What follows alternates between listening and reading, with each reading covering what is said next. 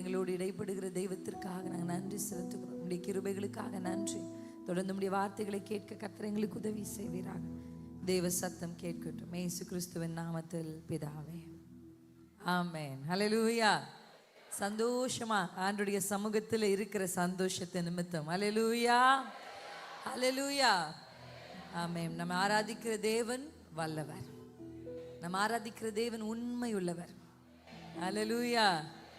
அவர் யாரையாவது பாதியில கை விட்டுட்டு போனாரு, யாரையாவது நடு ரோட்ல விட்டுட்டு போனாரு, எந்த குடும்பத்தையாவது கைவிட்டாரு அப்படின்னு சரித்திரமே கிடையாது. அவரை நம்பினவர்களை கர்த்தர் வெட்கப்பட விட்டதே இல்லை. ஹல்லேலூயா, ஹல்லேலூயா. கர்த்தர் நம்முடைய ஆண்டவர் எப்படிப்பட்டவர்? தீமைகளையும் நன்மைகளாய் மாற்ற வல்லமை உள்ள தேவன். ஆமென். உங்கள் வாழ்க்கையில நீங்க எந்த தீமையான எதிர்மறையான சூழலை பார்த்து கொண்டிருந்தாலும் ஒரு விஷயத்தை நம்ம ஞாபகம் வைத்து, நம்ம ஆண்டவர் எப்படிப்பட்டவர்? எப்பேற்பட்ட தீமைகளையும் எப்பேற்பட்ட சோதனைகளையும் கர்த்தர் மாற்ற வல்லமை உள்ள தேவனாக இருக்கிறார். ஆமென். நம்ம ஆராதிக்கிற தேவன் அவ்வளோ நல்லவர். அடிக்கடி சொல்லுங்க, அப்பா நீங்க ரொம்ப நல்லவர்ப்பா. நீங்க விரும்பாதது உங்க வாழ்க்கையில் நடந்துட்டு இருந்தா கூட நீங்க சொல்லுங்க, சூழல் வேணா அப்படி இருக்கலாம், ஆனா ஆண்டுடைய குணம் எப்பவுமே மாறாது. ஹல்லேலூயா. மனிதர்கள் மாறலாம், சூழ்நிலைகள் மாறலாம், நம்ம கூட சில நேரத்தில் மாறிடுறோம். ஆனா அப்பாவுடைய கேரக்டர் ஆஃப் த லார்ட், அப்பாவுடைய குணங்கள் ஒருபோதும் மாறுவதில்லை. ஆமென். மாறாத ஒரு தெய்வத்தை நாம் ஆராதித்து கொண்டிருக்கிறோம். இந்த சபையில் மறுபடியும் நிற்பது எனக்கு மிகுந்த சந்தோஷம். மறுபடியும் குடும்பமாக நாங்கள் தெய்வ ஊழியத்தை நிறைவேற்ற ஆண்டவர் எங்களை கொண்டு வந்திருக்கிறார். அருமையான தகப்பனாருக்காக, அருமையான பாஸ்டர்களுக்காக இந்த ஊழியத்தை நிறைவேற்ற யாரெல்லாம் உறுதுணையாக இருக்கிறீர்களோ எல்லாருக்காக நான் கர்த்தருக்கு நன்றி செலுத்துகிறேன். ஆண்டவர் இந்த திருச்சபையை தமக்கென்று தேர்ந்தெடுத்து இந்த எல்லைக்கு ஒரு பெரிய ஆசீர்வாதமாக உங்களை கர்த்தர் வச்சிருக்கிறார். அல்லேலூயா. You are not just a receiver of blessing. நீங்கள் வெறும் ஒரு ஆசீர்வாதத்தை பெற்றுக்கொள்கிறவர்கள் மாத்திரமல்ல, நீங்கள் ஆசீர்வாதமாக இருக்க போகிறவர்கள். அல்லேலூயா. நான் உன்னை ஆசீர்வதிப்பேன் அப்படின்னு ஆண்டவர் சொன்னார். அடுத்து நீ ஆசீர்வாதமாய் இருப்பாய். அல்லேலூயா. You will be a blessing. ஆமென். நீங்க ஆசீர்வதிக்கப்படணும் என்பதை தாண்டி இந்த திருச்சபையை கர்த்தர், நம்முடைய இயேசு நம்முடைய திருச்சபையை கர்த்தர் என்ன செய்திருக்கிறார் அப்படின்னா, மற்றவர்களுக்கு ஆசீர்வாதமாக இந்த எல்லையில் மாற்றி வைத்திருக்கிறார். அல்லேலூயா, ஆமென். கர்த்தருக்கு ஸ்தோத்திரம் உண்டாவதாக. இந்த குடும்ப கூடுகையில் கொஞ்ச நேரம் உங்களோட வார்த்தையை பகிர்ந்து கொண்டு கொஞ்சம் ஆலோசனைகளை நம்ம பேசி கடைசியாக நல்லா ஜெபிச்சு தேவனுடைய பரிசுத்த ஆவியானவரை பெற்றுக்கொண்டு நம்ம புறப்பட்டு போக போகிறோம். அல்லேலூயா, ஆமென். எந்த ஒரு குடும்பம் தேவ ஆவியானவருடைய கயிறுகளால் கட்டப்படுகிறதோ அந்த குடும்பம் நிச்சயமாக நிலைத்திருக்கும். ஆமென். ஆமாம். ஆண்டவர் ஏன் நம்ம இப்போ கடைசி காலங்களில் எல்லாம் வளர்ச்சிகளை சந்திக்கும் பொழுது குடும்பங்கள் மட்டும் தாக்குதலை சந்திக்குது? உண்மையா இல்லையா? கடைசி காலத்தில் 2 விஷயம் பயங்கரமான தாக்குதலை சந்திக்க போகுது. இந்த எண்ட் டைம்ஸில் அட்டாக்ஸ், 2 காரியங்களுக்கு அட்டாக்ஸ் இருக்கும். ஒன்று சபைக்கு, 2வது குடும்பங்களுக்கு. அல்லேலூயா, அல்லேலூயா. ஆதியாகமம் 1 அதிகாரத்தில் கர்த்தர் ஒரு குடும்பத்தை ஸ்தாபித்தார். இது மாம்சத்துக்கு ஏதுவான குடும்பம்.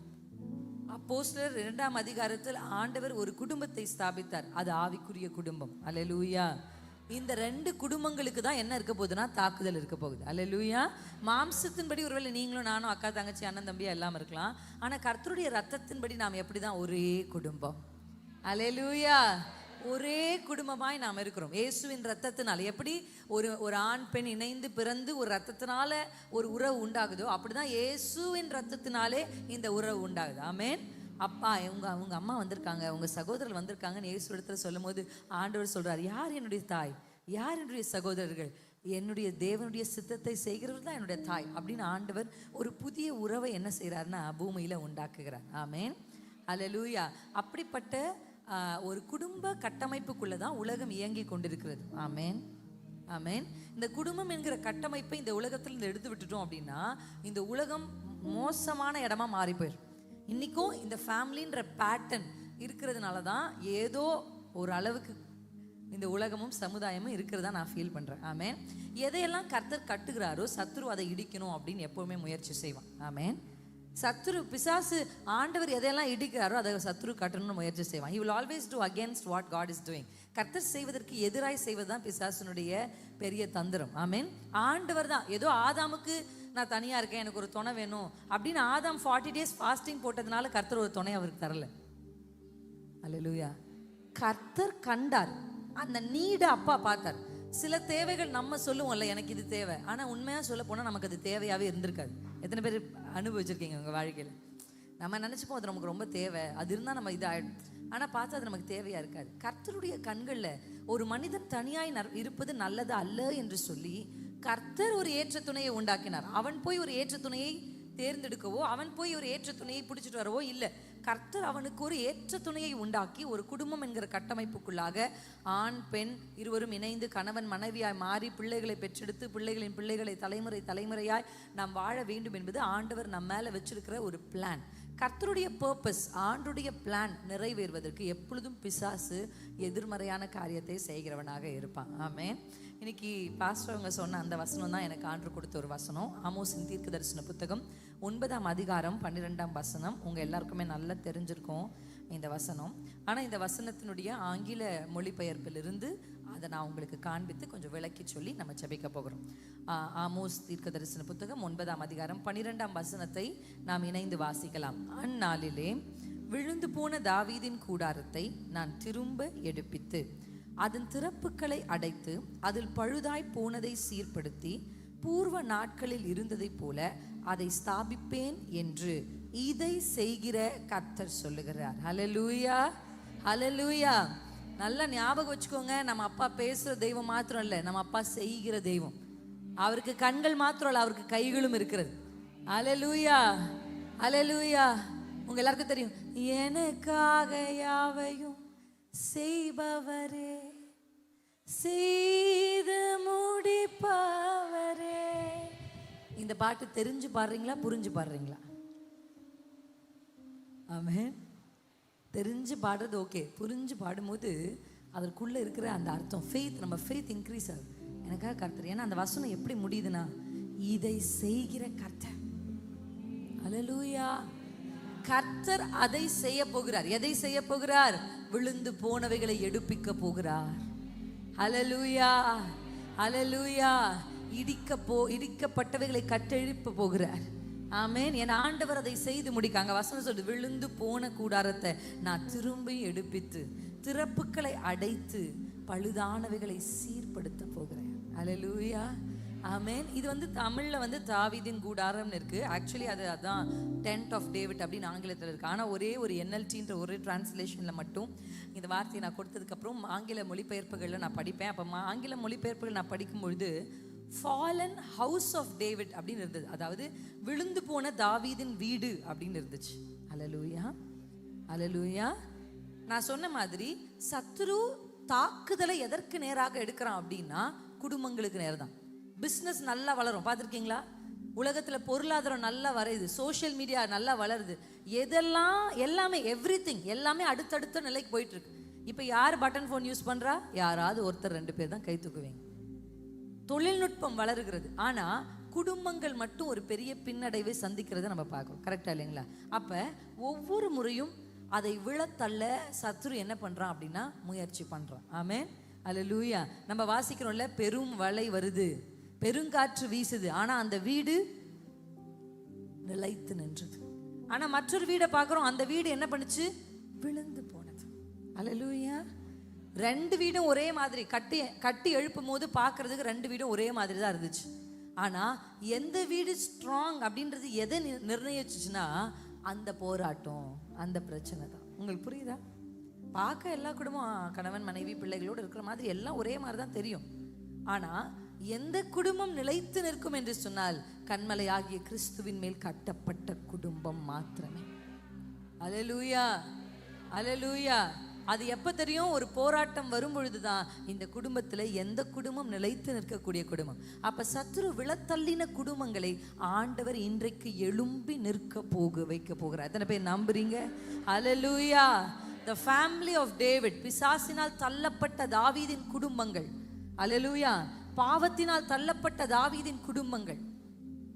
எதையெல்லாம் பிசாசு தள்ளுனானோ ஆண்டவர் சொல்றார், நான் மறுபடியும் அதை திரும்ப எடுப்பித்து திரும்ப லாஸ்ட் வார்த்தை எப்படி பூர்வ நாட்களில் இருந்தது போல நான் அதை ஸ்தாபிப்பேன். ஏதேனில் எப்படி அந்த குடும்பம் இருந்ததோ அந்த இன்பத்தை, அந்த சந்தோஷமுள்ள உறவை கர்த்தர் நமக்கு மறுபடியும் ஸ்தாபிப்பார். எத்தனை பேர் ஆமென்னு நம்புறீங்க? ஹல்லேலூயா, ஹல்லேலூயா, ஆமென். அந்த பூர்வ நாட்களில் இருந்தது போல கர்த்தர் நம்முடைய குடும்பங்களை மறுபடியும் எடுத்து ஸ்தாபிக்க வல்லமையுள்ள தேவனாக இருக்கிறார்.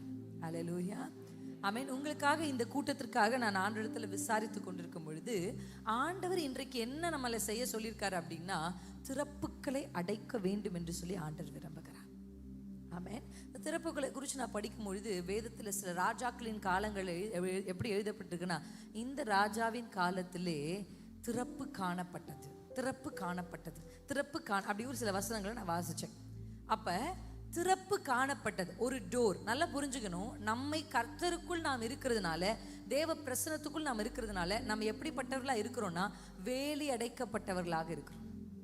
அல்லேலூயா. நான் அடிக்கடி சொல்வேன், நான் வேலி அடைக்கப்பட்ட தோட்டம், நாங்கள் முத்திரிக்கப்பட்ட கிணறு. அல்லேலூயா, ஆமென். கர்த்தர் நம்மளை வேலி அடைச்சிருக்காரு. அப்போ எப்படி சிஸ்டர்ஸ் சத்துரு வந்து எங்கள் குடும்பத்தை கெடுக்கிறான், எங்கள் பொருளாதாரத்தை அஃபெக்ட் பண்ணுறான், எங்களுடைய சமாதானத்தை அஃபெக்ட் பண்ணுறான், எங்களுடைய சுகத்தை அஃபெக்ட் பண்ணுறான், எப்படி குடும்பங்கள் இப்பொழுது சேதம் ஆகுதுன்னா அந்த குடும்பங்களுக்குள்ள என்ன காணப்படுகிறதுனா திறப்பு காணப்படுகிறது. There's some door which is opened. ஏதோ ஒரு வழி அவன் உள்ளே நுழைவதற்கு. நீங்கள் உன்னத பாட்டின் புத்தகத்தில் வாசிக்கும் பொழுது உள்ளே வந்த குழி நரிகளை பிடியுங்கள் அப்படின்னு எழுதாரு. அல்லேலூயா. அந்த தோட்டத்தில் நல்ல பூக்கள் வந்து இப்போ வரப்போகுது. அந்த தோட்டத்தை பார்க்கும்போது வாசனையுள்ள தோட்டமாய், அழகான தோட்டமாய், அலங்கரிக்கப்பட்ட தோட்டமாக இருக்குது. ஆனால் அந்த தோட்டத்திற்குள்ள ஒரு எப்படி வரும் குழி நரி, வேலி இருக்கும், ஆனால் உள்ள என்ன பண்ணும், மண்ணுக்குள்ள இப்படி குழியை போட்டுவேன், அதை பிடியுங்கள், ஏன்னா இது தோட்டத்தை கெடுக்க பார்க்குது. அப்படிதான் இன்றைக்கு ஒரு சில குழி நரிகள் குடும்பங்களுக்குள் வருகிறத நம்ம பார்க்குறோம். உண்மையா இல்லைங்களா? ஆமென். அதற்கு காரணம் குடும்பங்களுக்குள் இருக்கிற திறப்பு.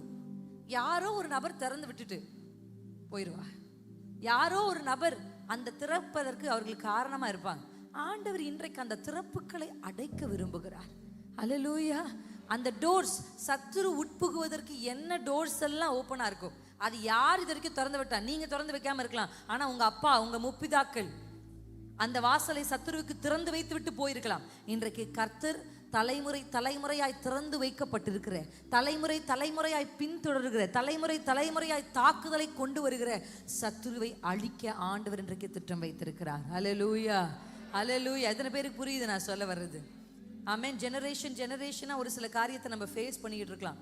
அப்பாவுக்கு இருந்தது, முற்பிதாக்கள் இருந்தது, இப்போ நம்ம அந்த தாக்குதலை சந்திக்கலாம். அப்படி ஒரு காரியம் இருக்குன்னா இன்னைக்கு நீங்கள் எழுந்து அந்த திறப்புகளை கர்த்தர் அடைப்பதற்கு ஒத்தாசையாய் தேவ பட்சத்தில் நீங்கள் நிற்பீங்க அப்படின்னு சொன்னால் உங்கள் பிள்ளைங்க இப்போ நீங்கள் சந்திக்கிற இந்த பிரச்சனையை சந்திக்க மாட்டாங்க. ஹல்லேலூயா. எத்தனை பேர் இதை தீர்க்க தரிசனமாக எடுத்துக்கிறீங்க? இன்றைக்கு நான் கண்டு கொண்டிருக்கிற எகிப்தியனை இனி நானும் பார்க்கக்கூடாது, இனி என் பிள்ளைகள் பார்க்கக்கூடாது, என் பேர பிள்ளைகள் பார்க்கக்கூடாது. இன்றைக்கு நான் சந்தித்து கொண்டிருக்கிற, என்னோடு போராடி கொண்டிருக்கிற இந்த வல்லமையை அழிப்பதற்கு கர்த்தர் நமக்கு பலத்தை கொடுத்து நம்முடைய தலைமுறைகள் இதிலிருந்து விடுதலையாக்கப்பட.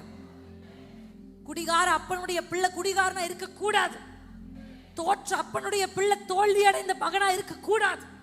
அல்லேலூயா. சமுதாயம், இந்த குடும்பம் இப்படிதான், இவங்க இப்படிதான், என்ன முத்திரை சமுதாயம் குத்தி வைத்திருந்தாலும் இன்றைக்கு இயேசுவின் நாமத்தில் அவைகளை அழித்து கர்த்தர் உங்களை எடுப்பித்து பூர்வ நாட்களில் இருந்தது போல, ஆபிரகாம் சாராளின் நாட்களில் இருந்தது போல, ஏதேனில் நம்முடைய முற்பிதாக்கள் கர்த்தரோடு உறவாடினது போல, பூர்வ நாட்களில் இருந்த அந்த குடும்பத்தை போல, என் அப்பா ஸ்தாபித்த, என் அப்பா மனதில் இருந்த அந்த பேட்டர்ன், என் அப்பா நிர்ணயிச்ச அந்த குடும்ப உறவுகளை போல. ஹல்லேலூயா. கர்த்தர் அதை திரும்ப செய்ய வல்லமை உள்ளது. நம்மளால செய்ய முடியல, எவ்வளவு முயற்சி பண்ணாலும் நம்மளால முடியல. ஆனா கர்த்தர் இன்னைக்கு துவக்கத்திலே நமக்கு வாக்கு பண்ணிட்டார், உன்னால முடியாது, ஆனா நான் அதை செய்து முடிக்க போகிறேன். செய்கிறவர் சொல்லுகிறார், செய்கிறவர் சொல்லுகிறார், சொன்னதை செய்து முடிக்கும் அளவும் கைவிடாதவர் சொல்லுகிறார், நான் உன்னுடைய கூடாரத்தை மறுபடியும் எடுப்பிப்பேன், உன் திறப்புகளை அடைப்பேன், உன் வீட்டுக்குள் பழுதாய் கிடக்கிறவர்களை சீர்படுத்துவேன். அல்லேலூயா, அல்லேலூயா. நெகேமியாவின் தீர்க்க தரிசன புத்தகம் 4ஆம் அதிகாரத்துக்கு நேராக நம் கவனத்தை கொண்டு வருவோம். ஜீசஸ். நெகேமியாவின் தீர்க்க தரிசன புத்தகம் 4ஆம் அதிகாரம் 4ஆம் அதிகாரம் 7ஆம் வசனம். வாசிக்கலாம். எருசலேமின் அலங்கத்தை கட்டுகிற வேலை வளர்ந்தேறுகிறது என்றும், இடிக்கப்பட்ட இடங்கள் அடைபட்டு வருகிறது என்றும், சன்பல்லாத்தும் தொபியாவும் அரபியரும் அம்மோனியரும் அஸ்தோத்தியரும் கேட்டபோது அவர்கள் மிகவும் எரிச்சலாகி நீங்க அங்க வாசிங்க, ஒரு குடும்பம் மாடி மேல மாடி வீடு கட்டுனா பிசாசுக்கு எரிச்சலா வராது. அல்லேலூயா. நீங்க ஒரு வாகனங்களை வாங்குறதுனால பிசாசு எரிச்சலா, அதெல்லாம் உனக்கு ஒரு விஷயமே இல்லை. அதெல்லாம் அவன் நோட் பண்றதே இல்லை. அங்க வாசிக்கிறோம், அவர்கள் அலங்கத்தை கட்டுகிறார்கள். 2 வார்த்தை இருக்கு, எழுதுறீங்கன்னா எழுதுங்க. 1, அலங்கத்தை கட்டுகிற வேலை நடக்குதுன்னு. 2வது, இடிக்கப்பட்ட இடங்கள் அடைப்படுது. 2 வார்த்தை, கட்டுறது அடைக்கிறது. அல்லேலூயா. பில்டிங் கட்டுறது. குடும்பங்கள் ஒரு கட்டி எழுப்பப்படுகிறது அப்படின்னா நீங்க பார்த்திருக்கீங்களா? தாயும் தகப்பனும் ரொம்ப கர்த்தருக்கு உண்மையா இருந்து தேவனுக்கு பயந்து இருந்து ஒரு திருச்சபையில் இருந்து பிள்ளைகளை பெற்றெடுத்து அந்த பிள்ளைகளை திருமணமாகி கொடுக்கிற வரைக்கும் அந்த வீடு எப்படி இருக்கும்? ஆனா அந்த குடும்பம் அடுத்த தலைமுறைகள் கட்டி எழுப்பப்பட்ட உடனே பிசாசு யாரோ ஒருவர் மூலமாக அந்த குடும்பத்தை தாக்கி அந்த மொத்த குடும்பத்துக்கு ஒரு நபர் மூலமா துக்கத்தை கொண்டு வருவாங்க. எத்தனை பேருக்கு புரியுது நான் சொல்ல வரேன்? நடக்குதா இல்லைங்களா? நாங்க நல்லா இருந்த குடும்பம் சிஸ்டர், எங்க வீடு சந்தோஷமா இருந்த குடும்பம், பெரிய பணங்காசு இல்லைனாலும் நாங்க சமாதானமா இருந்த குடும்பம். ஆனா என் பிள்ளைக்கு ஒரு வாழ்க்கையை ஏற்படுத்தி கூட எத்தனையோ மாமியார்கள் வந்து நான் என்னோட பேசுறதை நான் கேட்குறேன். அதுக்கப்புறம் என் குடும்பமே இப்படி ஆயிடுச்சு. எங்க வீட்டுல சிரிப்பு சத்தமே இல்லை. ஒருத்தர் ஒரு மூலையில இருக்காங்க, ஒருத்தரோட பேசாம இருக்காங்க, ஒருத்தர் பகைமையோடு இருக்கிறாங்க. ஒரே இடத்துக்கு வந்தா கூட ஒருத்தர் பேசிக்கிறது இல்லை. குடும்பங்கள் மாறுகள்.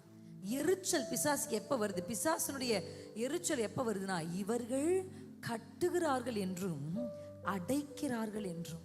அல்லேலூயா. எருசலேமின் அலங்கம் கட்டப்படுது. ஏன் அலங்கம் கட்டுறதுல அவனுக்கு என்ன ஒரு பெரிய எரிச்சல்? ஏன் அலங்கம் கட்டினா என்ன அப்படின்னா, அவன் உட்புக முடியாதபடிக்கு அவனுக்கு ஒரு பவுண்டரி. நாங்கள் கவுன்சிலிங் செஷனில் உங்களுக்கு அந்த பவுண்டரி பற்றி கற்றுக் கொடுக்குறேன். ஒரு பவுண்டரி, அப்புறம் திறப்புகள். எங்கெல்லாம் ஓட்ட இருந்ததோ அதையெல்லாம் அடைக்கிறாங்கன்னு கேள்விப்பட்டோன்னே பிசாசு எரிச்சலாகி எருசலேமில் யுத்தம் பண்ண எல்லாரும் ஏகமாய் வரவும் வேலையை தடுக்கவும் கட்டுப்பாடு பண்ணினான். அல்லேலூயா, அல்லேலூயா. எல்லாரையும் வர வச்சு எப்படி ஆகலும் தடுக்கணும். ஒரு குடும்பம் கர்த்தருக்குள் கட்டி எழுப்பப்படுகிறதை சத்துரு விரும்பவே மாட்டான். கட்டிடங்கள் கட்டுவதில் பிசாசுக்கு பிரச்சனை இல்லை, கர்த்தருக்குள் கட்டப்படுகிற குடும்பம் மேல் தான் பிசாசுக்கு எரிச்சல். அல்லேலூயா. நீங்க நினைக்கலாம், ஏன் நம்ம குடும்பத்துக்கு மட்டும் இவ்வளவு தாக்குதல், ஏன் நமக்கு மட்டும் இவ்வளவு தாக்குதல்? ஏன்னா உங்க குடும்பம் கர்த்தருக்குள் கட்டப்பட்டு வருகிறதுனாலே அவனுக்கு ஒரு எரிச்சல். அல்லேலூயா, அல்லேலூயா. தேவையில்லாத பிரச்சனைகளை சத்துரு கொண்டு வருவான். ஆனா இன்னைக்கு நம்ம ஜெயிக்கிறவர்களாக தான் வெளியே போக போறோம். ஆமென், அல்லேலூயா. நம்ம வாசிக்கிறோம், அப்படி அவங்க எரிச்சல் கொண்டு, அவர்களுக்குள்ள ஒரு பெரிய எரிச்சல். எப்படி ஆகலும் இந்த வேலையை தடுத்து நிறுத்தணும், எப்படி ஆகலும் இந்த வேலையை ஓய பண்ணணும் அப்படின்னு அவங்க திட்டம் போடுகிறது. 13ஆம் வசனத்துல நம்ம ஓய பண்ணுவோம் அப்படின்னு அவங்க சொல்றாங்க. வாசிக்கலாமா? 11. எங்கள் சத்துருக்களோ வென்றால் நாங்கள் அவர்கள் நடுவிலே வந்து அவர்களை கொன்று போடும் மட்டும் அவர்களை அதை அறியாமலும் பாராமலும் இருக்க வேண்டும். இவ்விதமாய் அந்த வேலையை ஓய பண்ணுவோம் என்றார்கள். அப்பொழுது நான் 13க்கு நம்ம போக போறோம்.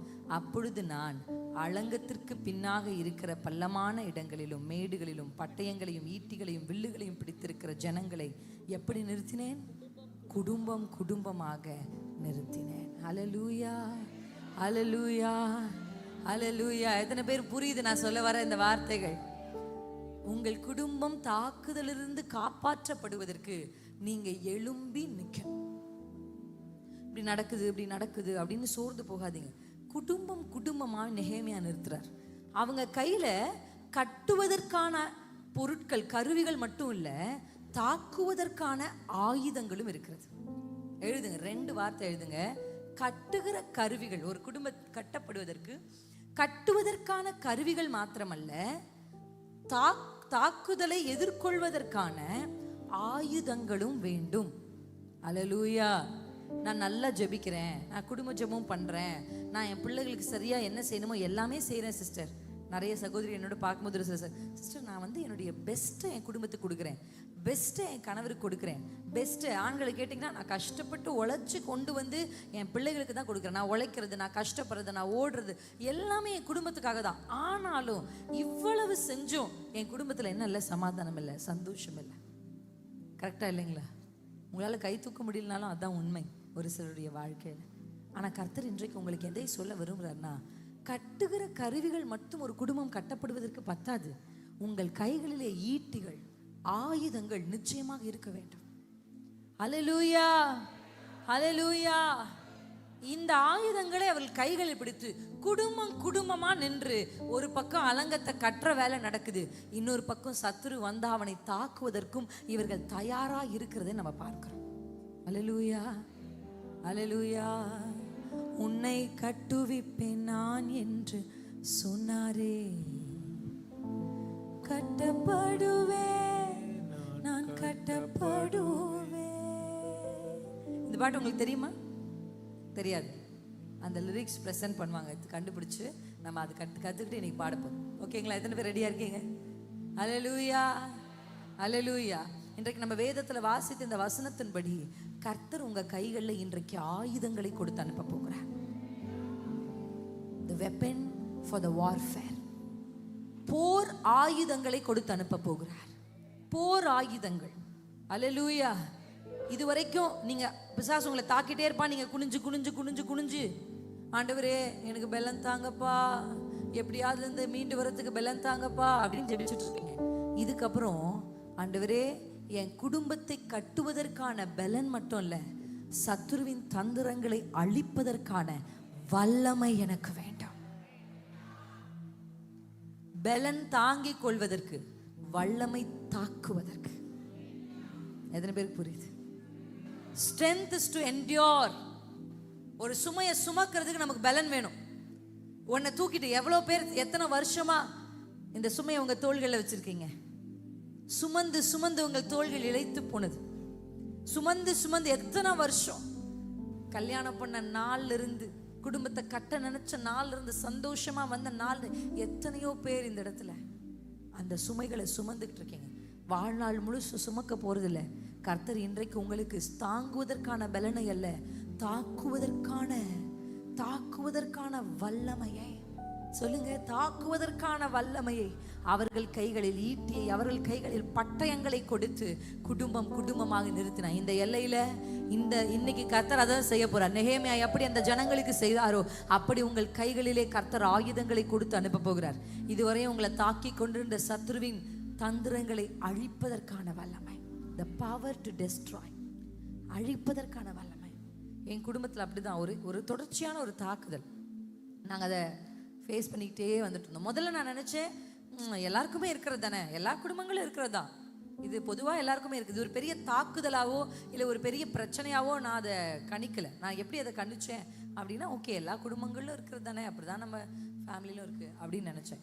ஆனால் என்றைக்கு பரிசுத்த ஆவியானுடைய உதவி எனக்கு கிடைத்ததோ அன்னைக்கு தான் ஆண்டவர் இது ஒரு பெரிய தாக்குதல், இது தொடர்ந்து நம்ம குடும்பத்தை அட்டாக் பண்ணுது அப்படின்றத எனக்கு ஆண்டவர் வெளிப்படுத்தி காண்பிச்சார். அல்லேலூயா. அப்படி அந்த அட்டாக்கை நான் அறிந்து, ஏன்னா நான் உங்களுக்கு காண்பித்த 11ஆம் வசனத்தில், அவர்கள் அறியாமலும் பாராமலும் இருக்கும் பொழுது அவர்களை போய் கொன்று போடும், அப்படிதானே பிசாசு சொல்றான். அல்லேலூயா. உங்க கையை உங்க தலை மேல வச்சு சொல்லுங்க, அறியாமை எனக்குள் இருந்து விலகணும். அறியாமைன்ற இருள் இயேசுவின் நாமத்துல விலகணும். ஆமென். ஏன் நான் சொல்றேன் அப்படின்னா, சிஸ்டர் நான் தங்கச்சி மாதிரி நினைச்சுதான் வீட்டுக்குள்ள விட்டேன். இப்ப கூட நான் ஒரு சகோதரியோட பேசிட்டேன், தெரிஞ்ச பிள்ளை, ஆனா இன்னைக்கு என் புருஷன் என்னோட இல்லை, அந்த பிள்ளையோட போயிட்டார். 2 பிள்ளைகளை வச்சுட்டு நான் தனி மரமா இருக்கேன். பிஸ்னஸ்ல அப்படிதான், நல்லவங்க தான், நல்லா பேசினாங்க, பேச நல்லா இருந்துச்சு, அதனால தான் அவங்க கூட சேர்ந்து பிஸ்னஸ் பண்ணலாம்னு நினைச்சேன், அதனால தான் அவங்க கூட உட்காந்து சம்பாஷித்தேன். ஆனா இன்னைக்கு அவங்க நம்மளுடைய எல்லாவற்றையும் அழித்துட்டு பறித்து விட்டு போகிற மாதிரி ஆயிடுச்சு. ஆமா தானே? இது நடந்தது எதுனால நீங்க நினைக்கிறீங்க? அறியாமைனால தான். ஆங்கிலத்தில் அறியாமைக்கு இக்னோரன்ஸ் அப்படின்னு பேர். இக்னோரன்ஸை வேதம் இருளோட கம்பேர் பண்ணுது, அறியாமையை வேதம் இருளோட கம்பேர் பண்ணுது. உங்ககிட்ட எத்தனை கோடி பணத்தையும் கொடுத்துட்டு உங்களை இருள நடக்க சொன்னா நீங்க எப்படி நடப்பீங்க? பயத்தோடு நடப்பீங்க. கரெக்டா இல்லைங்களா? எது இருந்தாலும் வெளிச்சம் இல்லைன்னா அந்த இடம் பயங்கரத்தையும் தாக்குதலும் நம்ம குறிக்கும். எதுவுமே இல்லை சார், வெளிச்சம். லைட்ல இருக்கிற ஒருத்தங்க கையில காசு பணம் இல்லைனாலும் பரவாயில்ல, அந்த வெளிச்சத்தை தைரியமா நடப்பாங்க. எத்தனை பேருக்கு புரியுது? அல்லேலூயா, ஆமென். ஆண்டவருடைய வெளிச்சம் உங்களுக்கு வேணும். அந்த வெளிச்சம் என்னன்னா, அறியாம போக எனக்கு தெரியல, நான் தெரியாம தான் விட்டேன், நான் தெரியாம தான் செஞ்சேன், நான் தெரியாம தான் கட்டி கொடுத்தேன், நான் தெரியாம தான் கட்டிட்டு வந்தேன், நான் தெரியாம தான் இந்த பிள்ளை இதில் சேர்த்து விட்டேன், எனக்கு தெரியாது இந்த ஆபத்துகள் இருக்கும் என்று எனக்கு தெரியாது. பாதி குடும்ப பிரச்சனைகள், 50% குடும்ப பிரச்சனைகள் எதினால் வந்ததுன்னா அறியாமையினால் தான் வந்தது. என் ஜனங்கள் அறியாமையினாலே சங்காரம் ஆகிறார்கள் கர்த்தர் எழுதுறாரு. இது ஏதோ புறஜாதியை குறித்து கர்த்தர் எழுதல, சபைக்குள் இருக்கிற தேவ சமூகத்தில் இருக்கிற ஜனங்கள் தான் அறியாமையினாலே சங்காரம் ஆகிறது ஆண்டவர் பார்க்கிறார். அல்லேலூயா. உங்கள் வாழ்க்கையில் இந்த அறியாம ஆண்டவர்கிட்ட சொல்லுங்க, அப்பா என்னை போதித்து நடத்துங்கப்பா, உங்கள் கண்ணை என் மேலே வச்சு எனக்கு ஆலோசனை சொல்லுங்க. நான் தெரியாமல் ரைட்டில் வச்சா கூட அது தவறாக இருக்கும்னா எனக்கு உடனே சொல்லுங்க. உங்கள் சத்தத்தை கேட்டு நடக்கிற ஒரு ஆடாக, அல்லேலூயா, என் ஆடுகளின் சத்தத்துக்கு செவி கொடுக்கும், நான் அவைகளுக்கு நித்திய ஜீவனை கொடுப்பேன் ஆண்டவர் சொல்றார். ஆமென், அல்லேலூயா. இப்ப குடும்பமாக நின்ற இவர்களை பார்த்து நெகேமியா சொல்லுகிற ஒரு வார்த்தையை தான் இன்னைக்கு உங்களை பார்த்து நான் சொல்ல போகிறேன். அதை நான் பார்த்து எழும்பி, 14ஆம் வசனம், பிரபுக்களையும் அதிகாரிகளையும் மற்ற ஜனங்களையும் நோக்கி அவர்களுக்கு பயப்படாதிருங்கள். அல்லேலூயா. இன்னைக்கு வாலிப பிள்ளைங்கள்லாம் என்கிட்ட பேசும்போது என்ன சொல்றாங்க தெரியுமா? கல்யாணம்னாலே பயமா இருக்குன்றாங்க. பாதி பிள்ளைகளுக்கு கல்யாணம் பண்றதுல உடன்பாடு இல்லை, பாதி பிள்ளைங்க வயசுக்கு முன்னாடியே கல்யாணம் பண்ணணும்னு நினைக்குது. இதுதான் இங்க இருக்கிற பெரிய கோளாறு. 18 வயசுலேயே இது கல்யாணம் பண்ணணும்னு சொல்லுது ஒரு பக்கம். 18 வயசே லவ் ஃபெயிலியரு, அதுக்கு ஒரு பிரச்சனை, அதுக்கு ஒரு அழுக, இப்படி பிள்ளைங்க ஒரு பக்கம் இருக்கா. இன்னொரு பக்கம் பிள்ளைகள் எப்படி இருக்காங்க? கல்யாணமே வேணாக்கா, எங்க அப்பா அம்மாவே பார்க்குறேன், கல்யாணமே வேணாக்கா, எங்க அக்கா கல்யாணம் பண்ணி போய் இன்னைக்கு வந்து எங்க வீட்டில் உட்காந்துருக்கா, கல்யாணமே வேணாக்கா. அடுத்த தலைமுறைக்கு திருமணத்தின் மேல் பற்று இல்லை. நீங்க போய் கேட்டு பாருங்க. லிவிங் டுகெதரா, ஓகே, வாழவும் பிடிச்சா இருப்போம், எல்லாம் பிரிஞ்சு போயிடுவோம், அப்படி வந்துட்டாங்க. நம்ம நினைக்கிறோம் அது சிட்டியில் தான் இருக்குன்னு நினைக்கிறோம். நம்ம ஏதோ சென்னை பட்டணத்தில், பெங்களூர் பட்டணத்துலாம் இருக்குன்னு நினைக்கிறோம். நாங்கள் போகிற கிராமங்களுக்குள்ள கூட நாங்கள் அதை பார்க்குறோம். பிள்ளைகளுக்கு திருமணத்தின் மேல் உடன்பாடு இல்லை, கமிட்மெண்ட். அவங்க எதுக்கு வர மாட்டேங்கிறாங்க? நான்லாம் கமிட் ஆக விரும்பல, சும்மா ஊர் சுற்றுறோமா போகிறோமா வரமா, நோ கமிட்மெண்ட். ஏன்னா கமிட்மெண்ட் பிள்ளைகள் பெற்றெடுக்கிறதுக்கு இன்னைக்கு பாதி பேர் யோசிக்கிறாங்க, பார்த்துருக்கீங்களா? அவ்வளோ நம்மலாம் என்ன இருந்துச்சு ஏது இருந்துச்சு தெரியல, ஆனால் கல்யாணம் ஆனோன்னு குழந்தை பிறந்துச்சு, சண்டை போடுவோம், ஆனால் குழந்தை பிறந்துச்சு. இப்போ பிள்ளைகளை பெற்றெடுக்கிறதுக்கு அடுத்த தலைமுறை யோசிக்கிறாங்க. பிள்ளைகள் ஒரு பெரிய பாரமா, பேர்டனா நினைக்கிறாங்க. இதெல்லாம் ஏன் நடந்துச்சு? பிசாசுன்னு சொல்லக்கூடாது, பிசாசு தான். ஆனால் நம்ம தான் பிள்ளைகளுக்கு ஒரு மாதிரி உள்ள வாழ்க்கையை காண்பிக்காம விட்டுட்டோம். நம்ம செய்த திருமணமே செஞ்சுக்க கூடாது அப்படின்னு ஒரு பிள்ளை நினைக்குதுன்னா, அது அந்த பிள்ளை பார்க்குறான், தான் அப்பா அம்மாவை பார்க்குறா, தான் அண்ணன் அண்ணியை பார்க்குறா, தன் குடும்பத்தில் முன்னாடி திருமணம் செய்தவர்களை பார்க்குறா. ஓ இப்படி தான் இருக்கும் போல், திருமணம்னா இப்படி தான் இருக்கும் போல், சரி எதுக்கு நம்ம நல்லா படித்து நல்ல வேலையை செஞ்சு சம்பாதிச்சு அப்பா அம்மா பார்த்துட்டு இப்படியே வாழ்க்கையை முடிச்சிருவோம் அப்படின்னு பாதி பிள்ளைகள் இன்னைக்கு நடக்கிறாங்க. இதுக்கான காரணம் என்ன? நம்ம தவறிட்டோம். ஏன்னா சின்ன வயசில் எனக்கு தெரியும், நான் ஒரு இடத்துல போய் உட்காந்து எனக்கு திருமணமே வேணாம் நான் ஜெபிச்சிருக்கேன், அழுது ஜெபிச்சிருக்கேன். ஐயோ இப்படி தான் இருக்கும் போல் திருமணம்னா, இப்படி தான் இருக்கும் போல் மேரேஜ்னா, ஆண்டவரே எனக்கு வேணாம், எனக்கு இப்படி வேணான்னு ஜெபிச்சிருக்கேன். ஒரு நாள் எங்கள் வீட்டுக்கு ஒரு தீர்க்கதரிசி வந்தார், என் மேலே கை வச்சோன்னு சொன்னார், நீ திருமணம் வேணான்னு ஜெபிக்கிற அப்படின்ட்டார். அன்னைக்கு தான் அவரை நான் நம்பினேன். நீ அப்படி ஜெபிக்கிற, இதிலிருந்து இன்ன நாள் துவங்கி நீ அப்படி ஜெபிக்க கூடாது, கர்த்தர் உனக்கு ஒரு பிள்ளையை கொடுக்குறார். அல்லேலூயா. அதில் அவர் சொன்ன ஒரு விஷயம் என்ன தெரியுமா? உனக்கு ஒரு மகனை, உனக்கு ஒரு தேவ மனுஷனை கர்த்தர் கொடுக்கறத நான் பார்க்குறேன், நீ அவர் அப்பான்னு தான் கூப்பிடுவேன்னு சொன்னார்.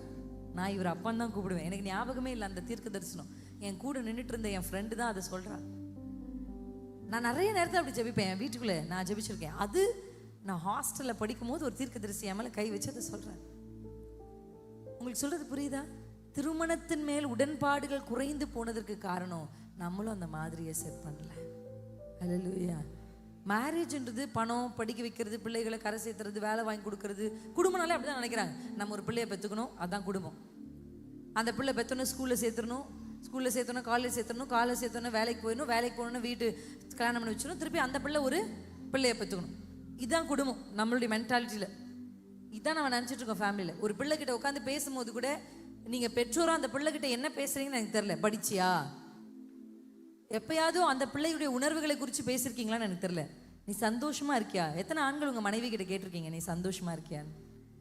எத்தனை மனைவிகள் உங்களுடைய கணவர்கிட்ட கேட்டிருக்கிறீங்க, அப்பா இந்த வேலை உங்களுக்கு பிடிச்சிருக்கா, சந்தோஷமா இருக்கா, கஷ்டமா இருக்கா, இந்த வேலை உங்களுக்கு எப்படி இருக்கு அப்படின்னு கேட்டிருக்கீங்களா? பிள்ளைகளை உட்கார வச்சு படிப்பு படிப்பு படிப்பு படிப்பு இதே தான் பேசுறது. +2 மார்க் என்ன, 10வது மார்க் என்ன, நீங்க சொல்லுங்க. 10வது மார்க் வச்சு நீங்க என்ன சாதிச்சீங்க?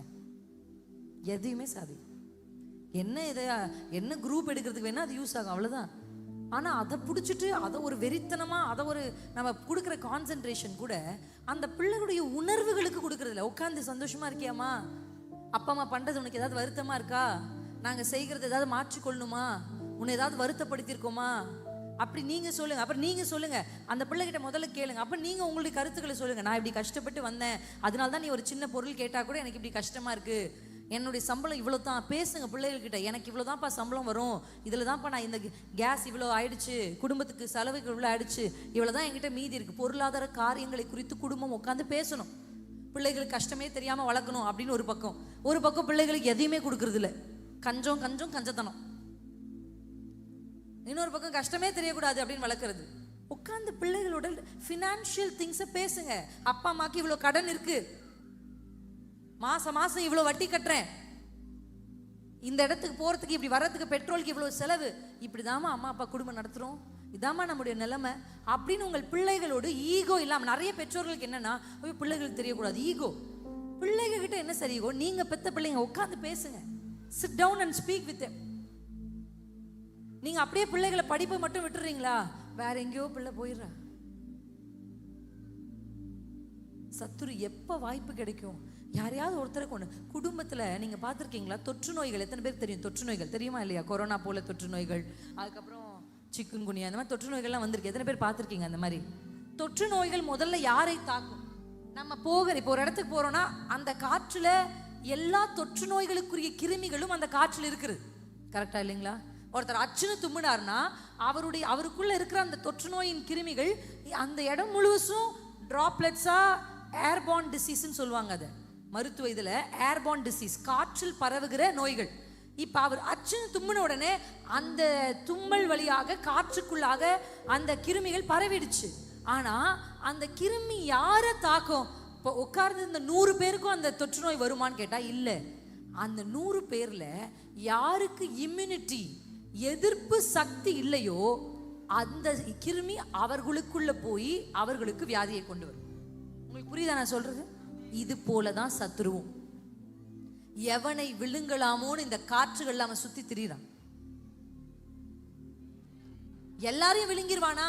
அப்படி கிடையாது. யார் பலவீனமா இருக்கிறாங்க, யார்கிட்ட எதிர்க்கும் சக்தி இல்லை, யார்கிட்ட ஆயுதங்கள் இல்லை, யார்கிட்ட பவர் இல்லை, எதிர்ப்பு சக்தி மாதிரி எதிர்க்கும் சக்தி. சொல்லுங்க, எதிர்க்கும் ஆயுதம் இல்லை. யார்கிட்ட ஆயுதம்? பழைய ஏற்பாட்டுல நம்ம பார்க்கிறோம் வெப்பன்ஸ் கொடுத்தாங்க. புதிய ஏற்பாட்டு பரிசுத்தவான்களுக்கு கொடுக்கப்பட்டிருக்கிற ஒரே ஆயுதம்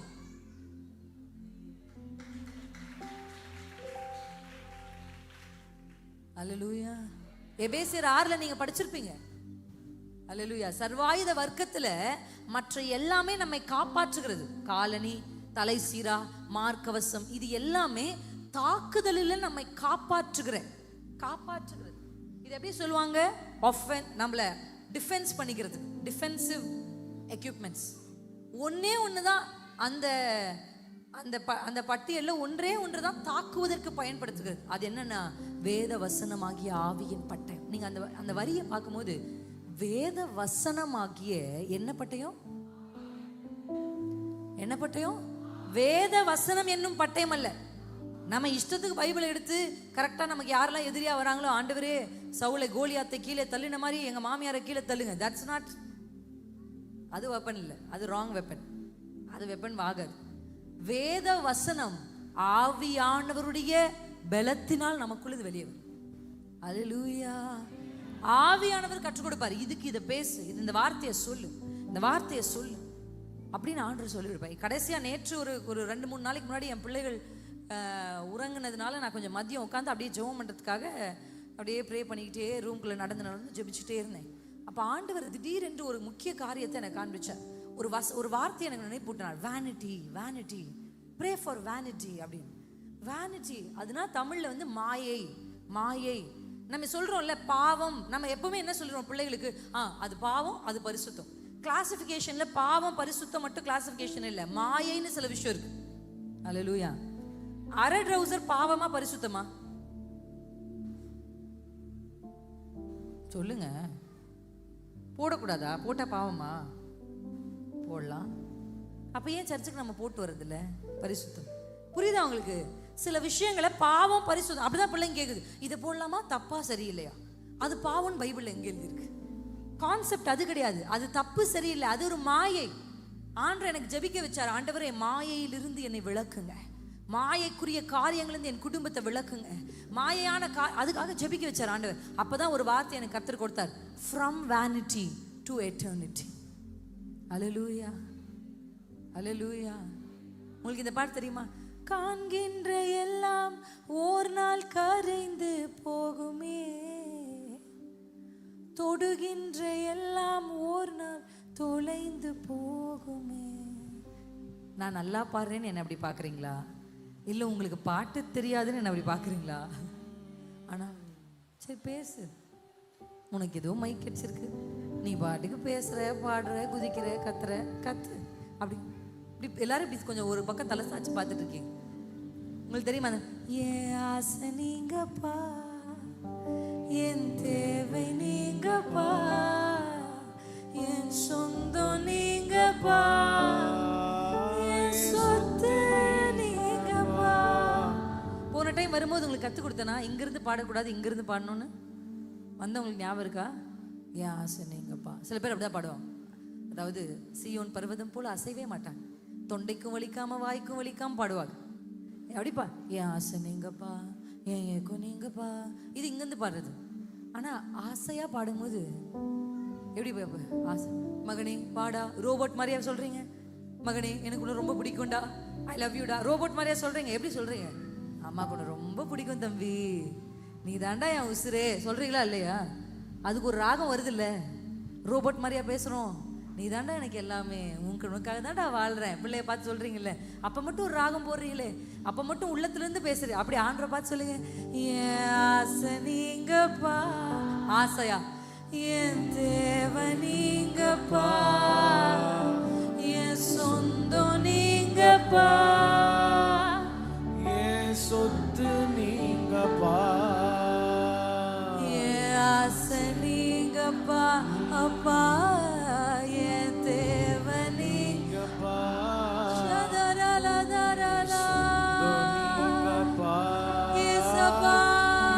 சொத்து நீங்கப்பா. காண்கின்ற எல்லாம் ஓர் நாள் கரைந்து போகுமே, தொடுகின்ற எல்லாம் ஓர் நாள் தொலைந்து போகுமே, காண்கின்ற எல்லாம் ஓர் நாள் கரைந்து போகுமே, தொடுகின்ற எல்லாம் ஓர் நாள். முடிந்த ரெண்டு கைகளை உயர்த்தி சொல்லுங்க, ஆசையா? ஏ ஆசை நீங்கப்பா, ஏசப்பா, என் தேவை நீங்கப்பா, என் சொந்தம் நீங்கப்பா, என் சொத்து நீங்கப்பா, என் ஆசை நீங்கப்பா. டாடி என் தேவை லவ் யூ அப்பா, லவ் யூ அப்பா, என் சொந்தம் நீங்கப்பா, ஏசப்பா, என் சொத்து நீங்கப்பா, என் உம்மை விட்டா யாரும் இல்லப்பா, உங்க அன்பை விட்டா எதுவும் இல்லப்பா. காண்கின்ற எல்லாம் மாயை, உம்மை விட்டா யாரும் இல்லப்பா, உங்க அன்பை விட்டா. அல்லேலூயா. எத்தனை பேர் புரிச்சுச்சு? எத்தனை பேர் அந்த அன்பை உணர்ந்து பாடுனீங்க? எத்தனை பேருடைய இருதயம் இந்த பாடலை பாடும்போது லகுவாச்சு? சும்மா கை தூக்காதீங்க. ரியலி சிஸ்டர், இந்த பாட்டை பாடும்போது என்னமோ எனக்குள்ள இருந்து ஒரு வெயிட் வெளியே போன மாதிரி இருக்கு. அல்லேலூயா. காண்கிற யாவும் அநித்தியமானவைகள், காணாதவைகளோ நித்தியமானவைகள். நீங்க கண்ணால பார்க்குற இந்த மாம்சம், இந்த முக அழகு, இந்த சரீரத்தின் பலன், இதெல்லாம் அநித்தியம். உங்க கண்களுக்கு பார்க்க முடியாத ஆத்துமா தான் நித்தியமா பரலோகத்தில் இருக்க போகுது. அல்லேலூயா. நீங்கள் கண்களால் காண்கிற எல்லாம் கரைந்து அழுகி வெந்து உருகி போகும். நீங்க இப்ப பாக்குறீங்களா, 4 அடிக்கு சண்டை போறதை பாக்குறோம் இல்ல, 6 அடிக்கு சண்டை போறதை பாக்குறோம் இல்ல, அதுக்காக வெட்டி கண்டு ஒரே தாயின் வயிற்றில் பிறந்த சகோதரர்கள் அடித்து கொள்ளுகிறார்கள். எதுக்காக? ஒரு 6 அடி நிலம். இந்த நிலத்துக்காக சண்டை போட்டு ஒவ்வொருத்தரை அடிச்சுக்கிட்டு, ஒவ்வொருத்தரை குறித்து குறையா பேசி, ஒவ்வொருத்தரை குறித்து சண்டை போட்டு சமுதாயத்துக்கு முன்னாடி கிறிஸ்துவின் நாமத்தை தூஷிக்கிறான். ஆனா இந்த நிலம் வெந்து உருகி போகும். நம்ம அடிச்சுக்கிற நிலம் வெந்து உருகி போகும். அல்லேலூயா. என்றைக்கு இந்த பூமியை குப்பைன்னு நீங்க நினைக்கிறீங்களோ, உலகமே உங்க பின்னாடி வந்து நிற்கும். அல்லேலூயா. இதுக்காக பேசாம இருக்கிறது, இதுக்காக அப்பா பேசலாம், நானும் பேசல, இந்த நிலங்களுக்காக, பணங்களுக்காக, நகைகளுக்காக, பேர் புகழுக்காக இதெல்லாம் கரைஞ்சு போயிடும் சார். நினைச்சு பார்ப்பேன். நல்லா திடீர்னு நான் ஒன்று சொல்லிட்டு இருக்கும் போது ஒருத்தர் ஒரு மரித்த ஒரு நபரை ஞாபகப்படுத்தினேன். நான் சொன்னேன், இப்போ அவர் எலும்பு தானே இருக்கும் அந்த மண்ணுக்குள்ள. என்ன பேச்சு பேசினா, எவ்வளோ ஆட்டம். இப்போ அந்த மண்ணுக்குள்ள போய் பார்த்தா எலும்பு தான் இருக்கும், சதைகள் ஒண்ணுமே இருக்காது. வாழ்கிற காலத்திலே கர்த்தருக்கு பிரியமாகவும் மனிதர்களுக்கு முன்பாக சாட்சியாய் வாழ. அல்லேலூயா. கண்ணை மூடி கண்ணை திறக்கும் போது என் அப்பா சந்தோஷத்தோடு என்னை நோக்கி ஓடி வருகிற அந்த காட்சியை தான் நான் பார்க்கும். அந்த ஆசை நமக்குள்ள இருக்கும். அல்லேலூயா. அல்லேலூயா. உங்கள் கைகளில் கர்த்தர் கொடுக்கிற ஒரு ஆயுதம், உங்க குடும்பத்தை காப்பாற்ற போகிற ஒரே ஆயுதம் என்ன தெரியுமா? வேத வசனம் ஆகிய ஆவியின் பட்டயம். சொல்லுங்க, வேத வசனம் ஆகிய ஆவியின் பட்டயம், ஆவியின் பட்டயம், ஆவியின் பட்டயம் உங்கள் கைகளிலே கர்த்தர் கொடுத்து அனுப்ப போகிறார். அக்கினி ஆஸ்திரங்களை போல அக்கினிகளை உமக்கு நேராக அனுப்புகிற அந்த சத்துருவின் கிரியைகளை அவித்து போடுவதற்கு. அல்லேலூயா. கட்டுறோம்னா எரிச்சல் வருது அவனுக்கு, அடைக்கிறோம்னா எரிச்சல் வருது. கட்டக்கூடாது, அடைச்சிடக்கூடாது. நம்ம இந்த வீட்டுக்குள்ளே போய் வருவதற்கு எப்போதும் ஒரு திறப்பு இருக்கணும். ஒரு ஆளை பயன்படுத்தி அந்த குடும்பத்துக்குள்ளே வந்து அந்த குடும்பத்தையே சத்ரு அழித்து போடுகிறதை பார்க்கிறோம். யார் குடும்பத்தில் பலவீனமாக இருக்கலாம், அது ஆண்களாக இருக்கலாம், பெண்களாக இருக்கலாம், கணவனாக இருக்கலாம், மனைவியாக இருக்கலாம், இல்லை 2 பேரும் சுதாரிச்சிட்டாங்கன்னா மாமியார் மாமனாராக இருக்கலாம், இல்லை நாத்தனார் கொழுந்தனாராக, யாரா வேணா இருக்கலாம், பெற்ற பிள்ளைகளாக இருக்கலாம். யார் வீக்காக ஒருத்தங்க இருக்கிறாங்களோ அவங்களை எப்படி ஒரு வைரஸ் தாக்குமோ, யார் பலவீனமாக இருக்கிறார்களோ அவர்களை தாக்கி அவர்களுக்குள்ளாக இருந்து அந்த முழு குடும்பத்துக்குள்ளும் அந்த வைரஸை கொண்டு போய் எப்படி அந்த ஒரு மனுஷன் விடுவார்களோ அதே போலதான் சத்ரு. அல்லேலூயா. திறப்புகளை அடைக்க கர்த்தர் இன்றைக்கு விரும்புகிறார். அல்லேலூயா. அல்லேலூயா. அல்லேலூயா. ஏதோ ஒரு தவறான காரியத்துக்கு உடன்பட்டு உங்கள் மிற்புதாக்கள் ஒரு திறந்து வச்சுட்டு போயிருப்பாங்க. சத்துரு உங்கள் வீடுகள் மேலே உரிமையை பெற்றிருக்கேன். இல்லை, இந்த வீட்டு மேலே எனக்கு உரிமை இருக்கு, இந்த குடும்பத்து மேலே உரிமை இருக்கு, இந்த தலைமுறை மேலே எனக்கு உரிமை இருக்கு. பார்க்குறோம்ல, மோசே போய் பார்வோன் கிட்ட சொல்றாரு, என் ஜனத்தை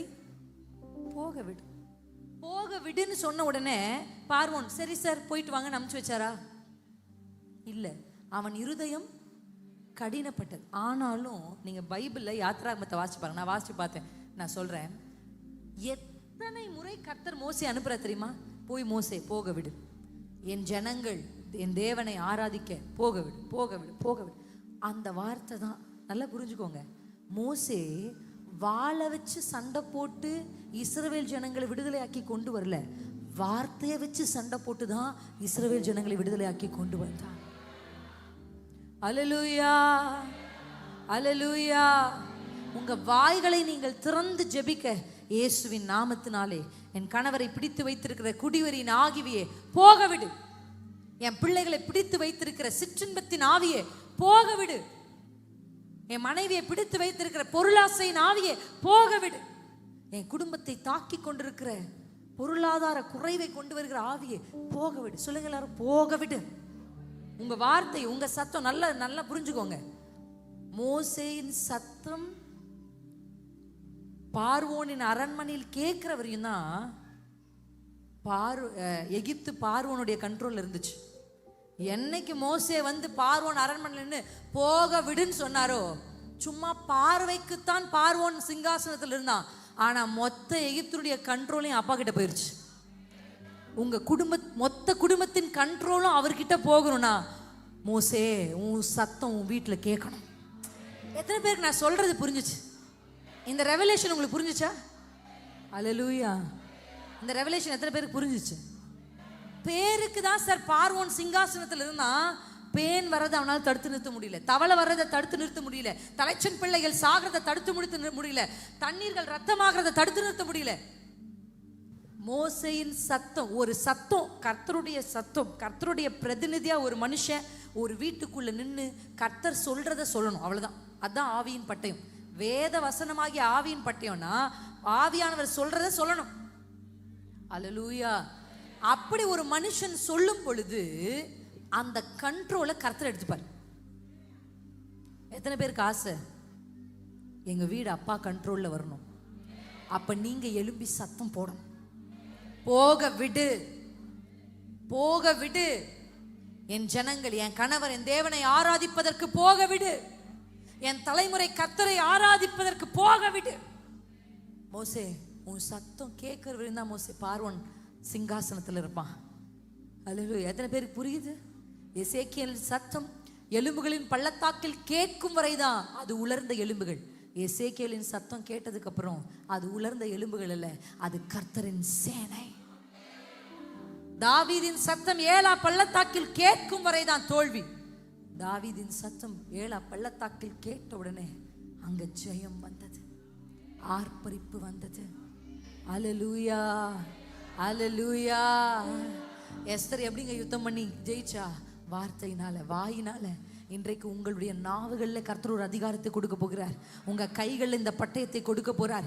இந்த பட்டயம் ஆவிக்குள்ளாக நீங்கள் பெற்று வாய்களில் உச்சரிக்கும் பொழுது எந்தெந்த குடும்பத்தை சத்துரு இடித்து வைத்திருக்கிறானோ, எந்தெந்த குடும்பத்தை சத்துரு சிதைத்து வைத்திருக்கிறானோ, எந்தெந்த குடும்பங்களுக்குள் திறப்புகளை திறந்து வைத்திருக்கிறானோ, நசரேனாகிய இயேசுவின் நாமத்தினாலே அதன் திறப்புகள் அடைக்கப்படுகிறது. அதில் பழுதானவைகள் சீர்படுத்தப்படுகிறது. அதில் விழுந்து போனவைகளை என் தகப்பன் தூக்கி நிறுத்துகிறார்.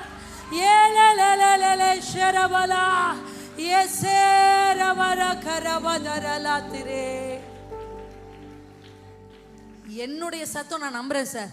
என் சத்தம் இன்றைக்கு அநேகருடைய குடும்பங்களுக்குள் விடுதலையை கொண்டு வருகிறது. அப்படிதான் உங்க குரல்களும் கர்த்தர் ஒரு அதிகாரத்தை கொடுக்க போகிறார். உங்கள் உதடுகளிலே ஒரு அக்கினி தழல், அக்கினி தழல், உங்கள் நாவுகளிலே அக்கினி தழல். கர்த்தருடைய வார்த்தை என்கிற ஆவியின் பட்டயம், அவருடைய வாயிலிருந்து பட்டயம் புறப்பட்டது. அவர் வார்த்தையானவர், அவர் வார்த்தையினாலே யுத்தம் பண்ணினவர். ரிபகரே கஃபோலலலே யமஷினமே கரலதவா. சத்தம் உங்கள் வீடுகளுக்குள்ள கேட்கணும். சண்டையின் சத்தம் கேட்கிற அதே வீட்டுக்குள்ள யுத்த சத்தம் கேட்கணும். கடன்காரன் வந்து ஏசுகிற சத்தம் கேட்கிற அதே வீடுகளுக்குள்ள யுத்த சத்தம் கேட்கணும். என் அம்மா இப்படிதான் இருந்தாங்க, எங்க அம்மா இப்படிதான் இருந்தாங்க, இப்ப நானும் அதே மாதிரி இருக்கேன். பிள்ளைகளை பார்க்கும்போது அடுத்து என் பிள்ளை இப்படி இருக்குமோ என்ற பயம் உங்களுக்குள்ள வரும் பொழுது எழுந்து நடந்து நடந்து ராமாலா கஃபாலா தூரே, சத்ருவே போக விடு, உனக்கினி அதிகாரம் இல்லை, உனக்கினி அத்தாரிட்டி இல்லை, போக விடு, போக விடு, போக விடு. சார் அவர் சிங்காசனத்தில் இருக்க பார்வோன், என் கையில் வெறும் கோல் தான் இருக்கு, பரவாயில்ல. அவருடைய கோல் வசனம் உங்களை தேற்றும், உங்களை நடத்தும். அல்லேலூயா. இன்னைக்கு நீங்க பணத்தை பெற்றுக்கொண்டு போக வரல சார். இன்னைக்கு நீங்க உலகம் தர முடியாத ஒன்றை, அழியாத ஒன்றை பெற்றுக்கொள்ள வரீங்க. உங்க கையில் நான் 10 லட்சம் கொடுத்தா அந்த 10 லட்சம் செலவாயிரும், திருடு போயிடும், எது வேணாலும் நடக்கலாம் அந்த 10 லட்சத்துக்கு.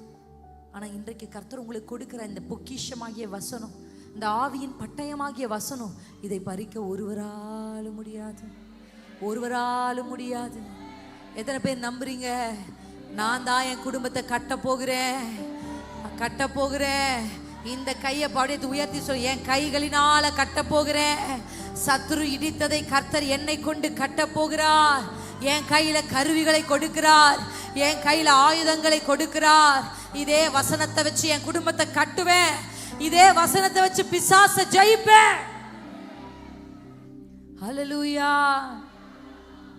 யெகோவா ஓசேனு என்னை மீண்டும் கட்டுகிறீர், யெகோவா சபையோ என்னை ஆளுகை செய்கிறீர், யெகோவா ஓசேனு என்னை மீண்டும் கட்டுகிறீர், யெகோவா சபையோ என்னை ஆளுகை. சொல்லுங்க உங்க ஆளுகை யெகோவா.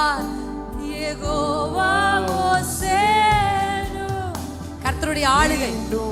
எப்படி எகிப்தின் மேலே கர்த்தருடைய கை வந்ததோ உங்கள் குடும்பத்தின் மேலே கர்த்தருடைய கை வருகிறது. அவருடைய கண்ட்ரோலுக்குள்ள, அவருடைய கட்டுப்பாட்டுக்குள்ளாக. நீர் இல்லாமல் ஒன்றுமில்லையே, என்னை தள்ளாமல் சேர்த்து கொண்டீரே, நீர் இல்லாமல் ஒன்றுமில்லையே, என்னை தள்ளாமல் சேர்த்து கொண்டீரே. கர்த்தருடைய நாமத்தினாலே ஆண்டவருடைய வசனத்தினுடைய அஸ்திபாரத்தின் மேலிருந்து உங்க வீடுகளை கர்த்தர் மறுபடியும் கட்டி எழுப்புவார். The families of David, the families of David. தாவீது வாக்குத்தத்தம் பெற்றவன். ப்ராமிஸ். தாவீதுக்கு நான் பொய் சொல்ல மாட்டேன். கர்த்தர் சொல்ற நான் பொய் சொல்ல மாட்டேன். கர்த்தர் உங்களுக்கு சொன்னது பொய் இல்லை சிஸ்டர். இதுவரையும் நடக்கலன்றதுக்காக அது பொய் இல்லை. என் அப்பா பொய் உரையாதவர், சொல் தவறாதவர், சொன்னதை செய்து முடிக்கிற ஆற்றல் படைத்தவர். எதையும் எப்பொழுது எப்படியும் செஞ்சு முடிப்பார். சட்டங்களை மாற்றுவார், சூழ்நிலைகளை மாற்றுவார், மனிதர்களை மாற்றுவார், மனிதருடைய இருதயங்களை மாற்றுவார், எதையும் செய்வார். உங்களுக்கு சொன்னதை அவர் செய்வார். தாவீதை போல கர்த்தருடைய வாக்குத்தத்தை சுமந்து கொண்டிருக்கிறேன், அபிஷேகத்தை சுமந்துட்டு இருக்கேன். ஆனா நான் இன்னும் வனாந்திரத்தில் இருக்கிறேனே, இன்னும் நான் ஆடுகளுக்கு பின்பாக இருக்கிறேனே. என் மேல எண்ணெய் ஊற்றப்பட்டது, என் கண்களிலே வாக்குத்தத்தம் என் செவிகளிலே விழுந்தது. I heard the promise of the Lord. என் மேல அந்த அபிஷேகம் இருக்கு. ஆனா ஏன் இன்னும் நான் வனாந்தரத்தில் இருக்கிறேன்? கர்த்தர் சொல்றார், சீக்கிரத்தில் அரண்மனையிலிருந்து உனக்கு ஒரு அழைப்பு வரும். சீக்கிரத்தில் அரண்மனையிலிருந்து உனக்கு ஒரு அழைப்பு வரும். சிறையில் இருக்கிற யோசேப்பே, வார்த்தையை பெற்ற, தீர்க்க தரிசனத்தை பெற்ற, தரிசனத்தை பெற்ற யோசேப்பே, நீ சிறையில் இருக்கிறாயோ, மனிதர்கள் உன்னை கண்டுகொள்ளாமல் தனிமையா இருக்கிறாயோ, அதி சீக்கிரத்திலே ராஜா உன்னை அழைக்கிறார், ராஜா உன்னை அழைக்கிறார். ஏறி வா. சீக்கிரத்தில் அந்த சத்தம் உங்கள் செவிகளில் கேட்கும். You will be called to high places. கர்த்தர் அவர் என்னை உயர்ந்த மலைகளிலே, உயர்ந்த இடங்களிலே அவர் என்னை ஏறி இருக்க பண்ணுகிறார், ஏறி இருக்க பண்ணுகிறார். You will ride. கர்த்தர் உங்களை கொண்டு போவார். எத்தனை பேர் நம்புறீங்க? உங்க குடும்பம் இப்படியே இருக்க போகிறதில்ல, உங்கள் பிள்ளைகள் இப்படியே இருக்க போகிறதில்ல. பிசாசின் எரிச்சல் சில குடும்பங்களின் மேல் இருக்கிறதை காண்கிறேன். எரிச்சலோடு இருக்கிற அந்த சன்பலாத்தை, எரிச்சலோடு இருக்கிற அந்த அரபியனை, எரிச்சலோடு இருக்கிற அந்த தொபியாவை அழிப்பதற்கு கர்த்தர் இப்பொழுது உங்கள் கைகளிலே ஆயுதங்களை கொடுக்கிறார்.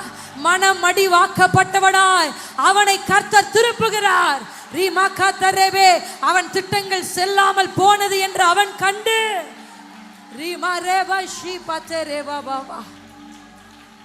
உங்கள் பிள்ளைகளை கண்டு பிசாசு எரிச்சலோடு இருக்கான். உங்க பிள்ளைகள் மேல் இருக்கிற அபிஷேகம், உங்க பிள்ளைகள் மேல் இருக்கிற ஊழிய அழைப்பை கண்டு அவன் எரிச்சலுள்ளவனாய் இருக்கிறான். தாவீதை கண்டு சகோதரர்களுக்கு எரிச்சல், யோசேப்பை கண்டு சகோதரருக்கு எரிச்சல், தாவீதை கண்டு சவுலுக்கு எரிச்சல், நெகேமியாவை கண்டு சன்பலாத் தொபியாவுக்கு எரிச்சல், மொர்தேகாயை கண்டு ஆமானுக்கு எரிச்சல், இயேசுவை கண்டு வேதபாரர்களுக்கும் பரிசேயர்களுக்கும் எரிச்சல். உங்களை கண்டு சத்துரு எரிச்சலோட இவர்கள் கட்டுவதை நிறுத்த வேண்டும், இவர்கள் அடைப்பதை தடுக்க வேண்டும், அறியாமல் இவர்கள் மேல் பாய்ந்து இவர்களை அழிக்க வேண்டும் என்று எரிச்சலோட அவன் சுற்றி திரிகிறான். ஆனா நான் பார்க்கிறேன், அந்த எரிச்சலை அடக்குகிற ஒரு அபிஷேகம்.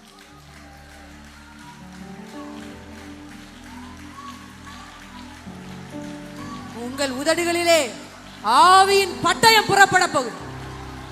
இந்த நாள் துவங்கி ஜெபம் டிஃபரண்டா இருக்க போகுது. ஆவியின் பட்டயத்தை அனுப்பு. ரீபா பாத்தி ரீசே கரே லே லே லே லே லே லே. ஒத்து போகாமல் கர்த்தருக்காக வைராக்கியமாய் நில்லு. ஏரவலே லே லே லே சே மலவோ. எரிச்சல் எரிச்சல். அந்த எரிச்சலை சண்டை மூட்டி பிசாசு காமிக்கிறான். அந்த எரிச்சலை கீழ்ப்படியாத மாதிரி பிள்ளைகளுடைய இருதயத்தை கடினப்படுத்தி பிசாசு காமிக்கிறான். அந்த எரிச்சலை ஜபிக்க விடாதபடி நிறைய வேலை வலுக்களை கொடுத்து பிசாசு காமிக்கிறான். கணவனும் மனைவியும் ஒருத்தரோட ஒருத்தர் அன்பா பேச முடியாதபடி, ஒரே வீட்டில் இருந்தும் ஒரே அறையில படுத்தும் ஒரே பெட்ல படுத்திருந்தும் கூட இருதயம் பிரிந்திருக்கிறதை நான் பார்க்கிறேன். வெளியிலிருந்து பார்க்கறதற்கு அன்புள்ள கணவன் மனைவியை போல நீங்கள் காணப்பட்டாலும் உள்ளே உறவுகள் கெட்டு போய் இருக்கிறத. எப்படி ஒரு எறும்பு வந்து அந்த மேலே இருக்கிறத அப்படியே, எங்கள் வீட்டில் இந்த உங்கள் வீட்டிலலாம் வச்சுருப்பீங்க, பட்டாணி இருக்கும். நம்ம பார்க்கும்போது அந்த பட்டாணி இருக்கிற மாதிரியே இருக்கும். தொட்டு பார்த்தா உள்ளே ஒன்றுமே இருக்காது. உள்ள எறும்பு எப்படி உள்ளே போச்சுனே தெரில. உள்ளே போய் உள்ளே இருக்கிற எல்லாவற்றையும் காலி பண்ணி பார்வைக்கு ஏதோ இருக்கிற மாதிரி வச்சுருப்பான். இன்னைக்கு ஒரு சில குடும்பத்தை நான் அப்படி பார்க்குறேன். வெளி தோற்றத்தில் நீங்கள் மதிப்புக்குரிய நபர்களைப் போல உலகத்திற்கு காண்பித்தாலும் உங்கள் வீடுகளுக்குள் உங்களுக்குள் சந்தோஷம் இல்லாமல், சமாதானம் இல்லாமல், உறவுகளுக்குள்ள பிரிவினையை சத்துரு உள்ள இருக்கிற எல்லா எசன்ஸும் எடுத்து போட்டு உங்களை ஒண்ணுமில்லாம ஆக்கியிருக்கிறான். ஆனா கர்த்தர் மறுபடியும் தாவீதின் குடும்பத்தை அவர் மறுபடியும் எடுத்து கட்டுவேன் என்று இன்றைக்கு வாக்கு பண்ணி இருக்கிறார். அதன் திறப்புகள் கர்த்தருடைய இரும்பு தாழ்பாள்களினால் வலுவாக்கப்படுகிறதை பார்க்கிறேன். அதன் திறப்புகளை கர்த்தர் வெண்கல கதவுகளினால் பூட்டுகிற பார்க்கிறேன். ஒரு மனிதனும் திறக்க கூடாமல் இன்றைக்கு கர்த்தர் உங்கள் வீடுகளில் காணப்படுகிற திறப்புகளை அடைக்கிறதை பார்க்கிறேன்.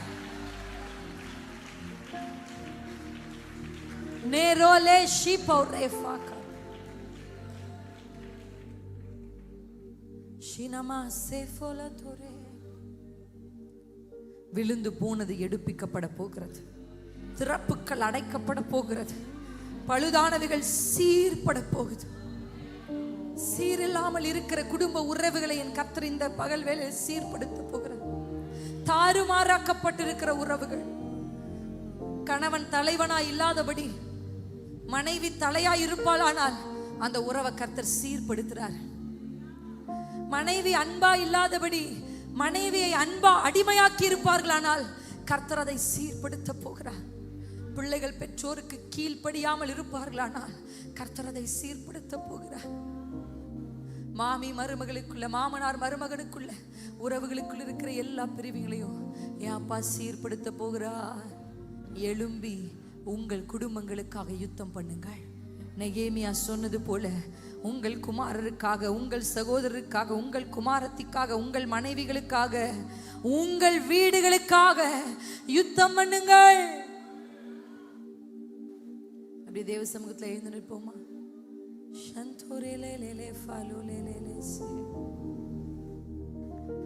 செய்கிறவர் சொல்லி இருக்கிறார், செய்கிறவர் சொல்லி இருக்கிறார். அந்நிய பாஷை பேசிட்டே எழுங்க.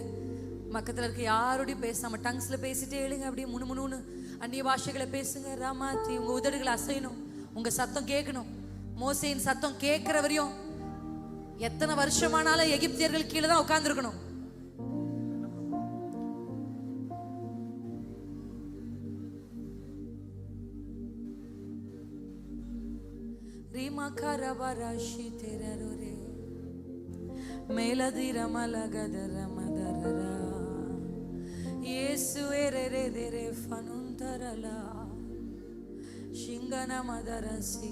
மியூசிக்கோட இணைஞ்சு அந்நிய பாஷை பேசு. அக்கினியை சந்தித்தவன் தான் பார்வோனுக்கு முன்பாக நிற்க முடியும். அக்கினியை சந்தித்தவன் தான் பார்வோனுக்கு முன்பாக நிற்க முடியும். சொல்லுவீங்க, ஆமா சிஸ்டர், என்னால சத்துருக்கு முன்னாடி நிற்கவே முடியல, நான் தோற்று போயிடுறேன். ஜாக்கிரதையா இருக்கணும் நான் நினைக்கிறேன், ஆனா தோற்று போயிடுறேன். எனக்கு தெரியும் நான் செய்யற சில தவறுகள், ஆனா நான் தோற்று போயிடுறேன். இன்னைக்கு நீங்க அக்கினியை சந்திக்கிறதும் அக்கினி உங்கள் உதடுகளை தொடுகிற ஒரு நேரத்துக்கு வந்திருக்கிறோம். An encounter of fire, an encounter of fire, an encounter of fire. Riba shikara matureleka, rika barashikara mosi terelele, rilo haturi mashika daranama, rimala eterele seka baba. அவருடைய வாயிலிருந்து பட்டயம் புறப்பட்டதுன்னு வெளிப்படுத்தின விசேஷத்துல வாசிங்க. அவர் எப்படி இயேசு கிறிஸ்து கடைசி காலத்தில் எப்படி யுத்தம் பண்ணினார் தெரியுமா? அவர் வாயிலிருந்து புறப்பட்ட வார்த்தையின் பட்டயத்தை கொண்டு. மனுஷரோடு வாக்குவாதம் பண்றதை இன்னைக்கு நிறுத்துவோம். மற்றவங்க இவங்க தான் என் குடும்பம் அழியறதுக்கு காரணம்னு அடுத்தவர்களை விரல் நீட்டுவதை இன்றைக்கு நிறுத்துவோம். என் கணவர் ஒழுங்கா இருந்தா அப்படி நடந்திருக்குமா, என் மனைவி நல்லா இருந்தா அப்படி நடந்திருக்குமா, என் பிள்ளைகள் நல்லா இருந்தா நல்லா இருந்திருக்குமா அப்படின்னு பக்கத்தில் இருக்கிற மனிதர்களை கை காண்பிப்பதை நிறுத்திவிட்டு, குறை சொல்வதை நிறுத்திவிட்டு, புலம்புவதை நிறுத்திவிட்டு வாய்களை திறந்து ஃபைட் வித் ரியல் எனிமி. உண்மையான எனிமியோட யுத்தம் பண்ற டைம் வந்துருச்சு. சத்ரு உன் எனிமி அவங்கன்னு யாரோ ஒரு மனுஷனை கை காமிச்சிட்டு இருக்கான். உன் குடும்பத்தை கெடுத்தது இவங்கன்னு சொல்லி ஏதோ ஒரு மனுஷிய கை காமிச்சு அந்த மனிதர்கள் மேல கசப்பையும் வைராக்கியத்தையும் பிசாசு திருப்பி விட்டுட்டான். ஏன்னா நீங்க அவன் பக்கம் திரும்ப கூடாதுன்றதுக்காக, அவன் பக்கம் திரும்ப கூடாதுன்றதுக்காக ஏதோ ஒரு மனிதரை கை காண்பித்து ஏதோ ஒரு மனிதர் செய்ததை சொன்னதை சொல்லி இவங்க தான் காரணம்னு உங்களை திருப்பிட்டான். இன்னைக்கு அவன் திசை திருப்பின எல்லா மனிதர்களுடைய சிந்தைகளையும் அவனுக்கு நேராக ஒருமுகப்படுத்தி நிறுத்துகிறேன். கர்த்தர் கொடுத்த அதிகாரத்தின் பேரில் தேவனுடைய ஊழியக்காரியாக மனிதரின் பக்கம் சத்துரு திருப்பின ஒவ்வொரு மனங்களையும், மனிதரின் பக்கம் யுத்தம் செய்ய சத்துரு திருப்பின ஒவ்வொரு மனங்களையும் பிசாசே உன் பக்கம் நான் திருப்பி நிறுத்துறேன்.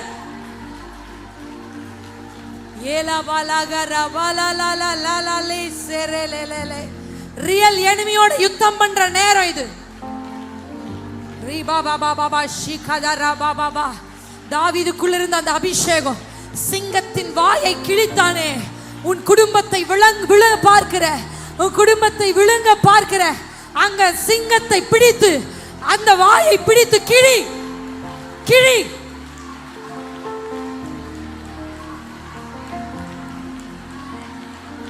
கிழி. உன் குடும்பத்தை உன் பிள்ளைகளை விழுங்க பார்க்கிற, உன் பிசினஸை விழுங்க பார்க்கிற, உங்கள் பொருளாதாரத்தை விழுங்க பார்க்கிற, உங்க ஊழிய அழைப்பை அழிக்க பார்க்கிற அந்த சிங்கத்தின் வாயை பிடித்து கிழி. கர்த்தர் உன்மேலே அந்த அபிஷேகத்தை வைக்கிறார். தாவீதின் குடும்பத்தாரில் தள்ளாடினவர்களை நான் தாவீதை போல் மாற்றுவேன். தள்ளாடி கொண்டிருக்கிற உங்கள் மேலே அந்த தாவீதின் மேல் இருந்த அபிஷேகம்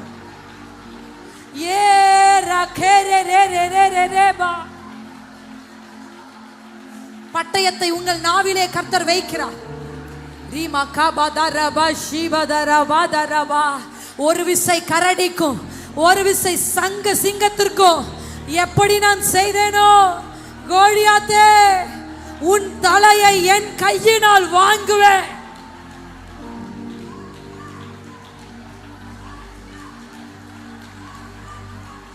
இந்த யுத்தம் மாம்சத்தோடும் இரத்தத்தோடும் அல்ல. இந்த யுத்தம் துரைத்தனங்களோடு, இந்த யுத்தம் அதிகாரங்களோடு, இந்த யுத்தம் இப்பிரபஞ்சத்தின் அந்தகார லோகாதிபதிகளோடு, இந்த யுத்தம் விழுங்க பார்க்கிற சிங்கத்தோடு, இந்த யுத்தம் பறித்து கொண்டு போக நினைக்கிற கரடியோடு, இந்த யுத்தம் வலு சர்ப்பங்களோடு, இந்த யுத்தம் தேள்களோடு, இந்த யுத்தம் மலைகளோடு, இந்த யுத்தம் யோர்தானோடு, இந்த யுத்தம் எரிகோவோடு, மனிதர்களோடு அல்ல.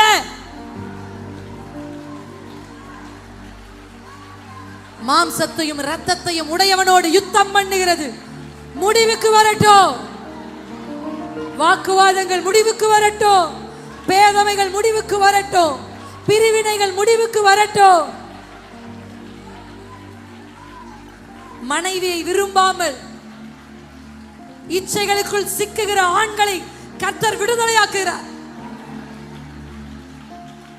கணவனை மதிக்காமல், கணவனுக்கு கீழ்ப்படியாமல் முரட்டாட்டம் பண்ணுகிற பெண்களை கர்த்தர் விடுதலையாக்குகிறார். தாய்க்கும் தகப்பனுக்கும் கீழ்ப்படியாதிருக்கிற பிள்ளைகளை கர்த்தர் விடுதலையாக்குகிறார். மனைவியில் அன்பு கூறாத கணவர்களை கர்த்தர் விடுதலையாக்குகிறார். பணத்திற்கு முக்கியத்துவம் கொடுத்து பிள்ளைகளை மறக்கிற பெற்றோர்களை கர்த்தர் விடுதலையாக்குகிறார். மாயைக்கு தன்னை விற்று போடுகிற வாலிபர்களை கர்த்தர் விடுதலையாக்குகிறார். சிற்றின்பங்களுக்கு விலை போன மனிதர்களை கர்த்தர் இப்பொழுது விடுதலையாக்குகிறார். பாவ பழக்க வழக்கங்களுக்குள் இருக்கிற மனிதர்களை கர்த்தர் விடுதலையாக்குகிறார். பரஸ்திரியின் பின்பாக நடக்கிற மனிதர்களை கர்த்தர் விடுதலையாக்குகிறார். குடிவெறியில் இருப்பவர்களை விடுதலையாக்குகிறார். போதை வஸ்துக்களுக்கு அடிமையா இருக்கிறவர்களை என் கர்த்தர் விடுதலையாக்குகிறார். பண ஆசையோடு திரிகிற மனுஷிகளை விடுதலையாக்குகிறார். கசப்பு, வைராக்கியம், பொறாமை இவைகளிலிருந்து கர்த்தர் குடும்பங்களை விடுதலையாக்குகிறார். இயேசுவே ஏரணமஹந்தரலே. கடன் பாரங்களில் இருந்து அந்நாட்களில் என் ஜனத்தின் மேல் இருக்கிற நுகத்தடியை நான் முறித்து போடுவேன் என்று கர்த்தர் சொல்லுகிறார். உங்கள் தோள்களின் மேல் வைக்கப்பட்ட நுகங்களை ஆவியானவர் காண்பிக்கிறார். குனிந்தே இருக்கிற சில கூனிகளை கர்த்தர் காண்பிக்கிறார். சத்துரு உங்களை வானத்தை பார்க்க கூடாதபடி, பரலோகத்தை பார்க்க கூடாதபடி, தேவனை பார்க்க கூடாதபடி உங்களை கூனி ஆக்கி வைத்திருக்கிற சத்துருவின் கைகளிலிருந்து உங்களை கர்த்தர் விடுதலையாக்குகிறார். உங்கள் தோள் மேல் வைக்கப்பட்ட சில நுகங்கள் முடிக்கப்படுகிறது. அவர்களோ முறிந்து விழுந்தார்கள், நாங்களோ எழுந்து நிமிர்ந்து நிற்கிறோம்.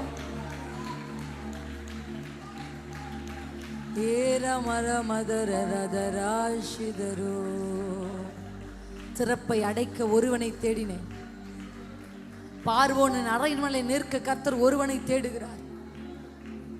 பெலிஸ்தியரை சங்கரிக்க கர்த்தர் ஒருவனை தேடுகிறார். எசேக்கியேலே, உன் ஒருவனை கொண்டு ஒரு சேனை என்னால எழுப்ப முடியும். வாயத்திற, இன்னும் வாய திறக்காத பெண்கள் நல்ல வாய்களை திறந்து, உங்க சத்தம் தான் வெப்பன். கர்த்தரின் வார்த்தையும் மனுஷனுடைய சத்தம் தான். கர்த்தரின் வார்த்தையும் மனுஷனுடைய சத்தம் தான் 430 வருஷ அடிமைத்தனத்திலிருந்து ஜனங்களை விடுதலை ஆக்கினது. கர்த்தரின் வார்த்தையும் உங்க சத்தமும் உங்க தொண்டையில, உங்க குரல்ல, உங்க நாவுல, உங்க உதடுகள்ல ஒரு புதிய அபிஷேகம் இறங்கி கொண்டிருக்கிறது.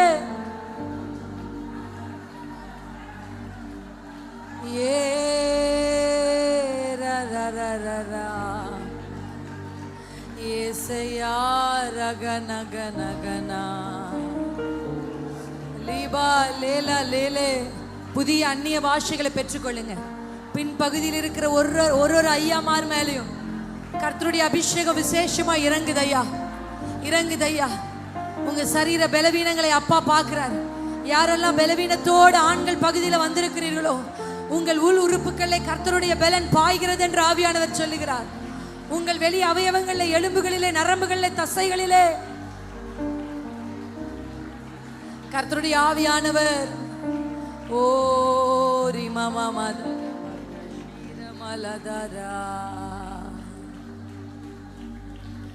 இயேசு ரஷிதுரின நீரதரதரலஷிதரோ நீரவவலிதரே கட்டுவி நீரென்னை கட்டுவி.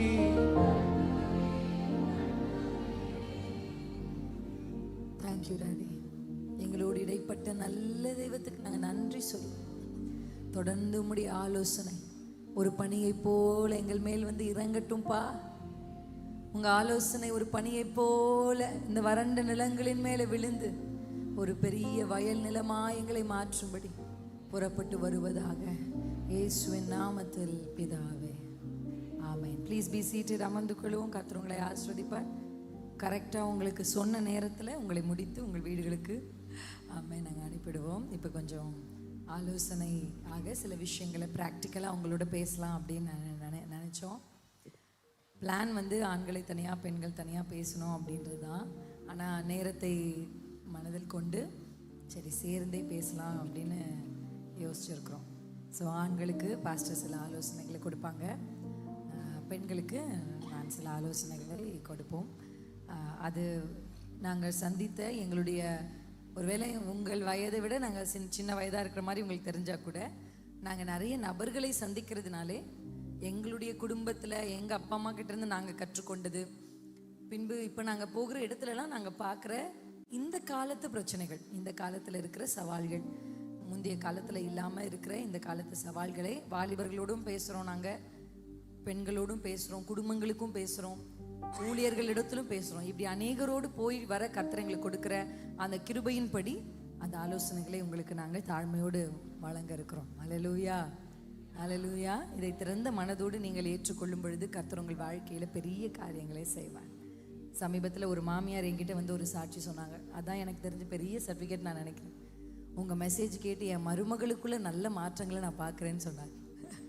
ஸோ அது ரொம்ப சந்தோஷமாக இருந்தது. ஸோ குடும்பங்களுக்குள் மாற்றங்களை விசிபிளாக பார்க்க ஆண்டவர் இந்த காலங்களில் உதவி செய்வாராங்க. ஸோ ஓவர் டு பாஸ்டர் குடும்ப தலைவர்களுக்கு, வாலிப மகன்களுக்கு சில ஆலோசனைகளை கொடுப்பார். ஹல்லேலூயா. கர்த்தருடைய நாமம் மகிமைப்படுவதாக. வழக்கமாக அநேக குடும்பங்களை நாங்கள் சந்திக்கிறோம். நான் முன்னாடியே சொன்னது போல் ஆண்டவர் முதல் ஏற்படுத்தின முதல் உறவு வந்து கணவனும் மனைவியும் தான். ஆண்டவர் ஆதாமுக்கு ஏற்ற துணை இன்றும் காடப்படவிட என்று சொல்லி, ஆடு மாடு கோழி எல்லாம் துணையாக இருக்க முடியாதுன்னு சொல்லி அவனுடைய விழாவிலிருந்து உண்டாக்கின ஸ்ட்ராங்கான ஆள் தான் யார்? நீங்கள் எல்லாரும் ஸ்ட்ராங்காக இருக்கிறதுனால பாருங்கள், ஆண்களோட அதிகமாக பெண்கள் தான் அநேகமாக திருச்சபை முழுவதும் எங்கே போனாலும் சரி, யார் கூட்டம் தான் அதிகமாக இருக்கும்னா தலைவிகள் கூட்டம் தான் அதிகமாக இருக்கும். ஏன்னா you are very emotional people. ஆண்டவரை ரொம்ப நேசிக்கிறவர்கள் நீங்கள். என் மனைவி அடிக்கடி பிரசங்கத்தில் சொல்கிற வார்த்தை என்னென்னா, பெண்கள் கூட்டுகள் நடத்துகிறது வந்து ரொம்ப எளிது. ஆண்டவர் உங்களை தொட்டு கொண்டிருக்கிறார், கர்த்தர் உங்கள் அருகில் நிற்கிறாருன்னா என்ன ஆரம்பிச்சிருவீங்க? நீங்கள் அழ ஆரம்பிச்சிருவீங்க. அப்படியே ஆண்கள் கூட்டம் நடத்தி நாளைக்கு உலகம் அழிய போகுது அப்படின்னா, சரி இன்னைக்கு என்ன சாப்பிட்டு தூங்கலாம் அப்படின்னு ஆயிரும். ஸோ டிசைனே அப்படி தான் இருக்குது. ஆண்டவர் எங்களை உண்டாக்கும் போதே கொஞ்சம் ரக்கடாக தான் உண்டாக்கியிருக்கிறாரு. ஹல்லேலூயா. ஸோ ஒருவேளை ஆண்கள் ரொம்ப சென்சிட்டிவாக இருந்தாங்கன்னா குடும்பம் வந்து ரொம்ப மோசமாக ஆயிரும். அதனால் கொஞ்சம் நிதானமாக இருப்பாங்க. பெண்களுக்கு மிகப்பெரிய திறமைசாலிகள். ஒரே நேரத்தில் நீங்கள் 4 வேலையை செய்ய முடியும், 4 சூப்பராக இருக்கும். நாங்கள் ஒரு நேரத்தில் 2 வேலை தான் செய்வோம், அதில் 1 தான் உருப்படியாக இருக்கும். ஸோ அப்படி தான் டிசைன் இருக்குது. ஏன் அப்படின்னா, நீங்கள் ஒரு விஷயத்தை நல்லா புரிஞ்சுக்கணும். பொதுவாக ஒரு சில காரியங்களை சொல்லிவிட்டு கரெக்டாக 20 மினிட்ஸில் நாங்கள் முடிச்சிருவோம். டோன்ட் வரி, பயப்பட வேண்டாம். வழக்கமாக இந்த செஷன் வந்து மினிமம் 1 hour போகும். ஆனால் நான் முடிஞ்ச வரைக்கும் முக்கியமான சில விஷயங்களை மாத்திரம் உங்களுக்கு ஷார்ட்டாக சொல்லிட்டு, ஏன்னா குடும்பத்தில் சமாதானத்திற்காக ஜெபிப்போம்னா நம்ம ஜெபிப்போம், ஆனால் சமாதானமாக நம்ம நடந்துக்கோமானா மாட்டோம். ஆண்கள்கிட்ட வந்து நீங்கள் அன்பு செலுத்த வேண்டும் அப்படின்னா சொல்கிறது ஈஸி, அன்பு செலுத்துறது ரொம்ப ரொம்ப கஷ்டம். அன்புன்றது ஏதோ ஒரு பொருள் வாங்கி கொடுக்குறதோ தேவையானவைகளை செய்கிறது மாத்திரம் அன்பு அல்ல, இட்ஸ் எமோஷன். உண்மையாக நேசத்தை வெளிப்படுத்துகிற அநேகர் ரொம்ப குறைவு. இதற்கு சரியான ஒரு மாதிரி வந்து என்னுடைய தாயும் தகப்பனும் 2 பேரும் வந்து நான் சிறுவயது முதற்கொண்டு பார்க்குறேன். பயங்கரமாக சண்டை போட்டு நான் பார்த்துக்கிட்டது இல்லை.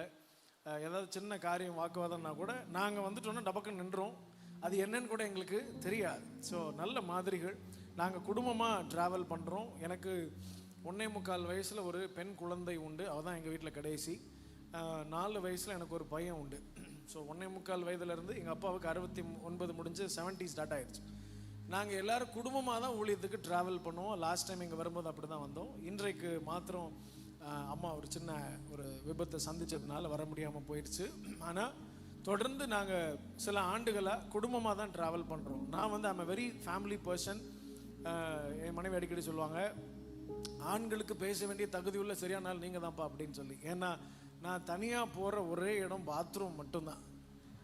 மற்ற எல்லா நேரமும் எப்பொழுதும் என்னை சுற்றி என் குடும்பம் இருந்துகிட்டே இருக்கும். அப்படின்னா உங்கள் மேலே டவுட்டாக பாஸ்டர் அப்படின்னு கேட்கக்கூடாது. என்னால் அவங்கள விட்டுட்டு இருக்கவே முடியாது. சார் நான் சிறுவயது முதற்கொண்டு அப்படி பழகிட்டேன்.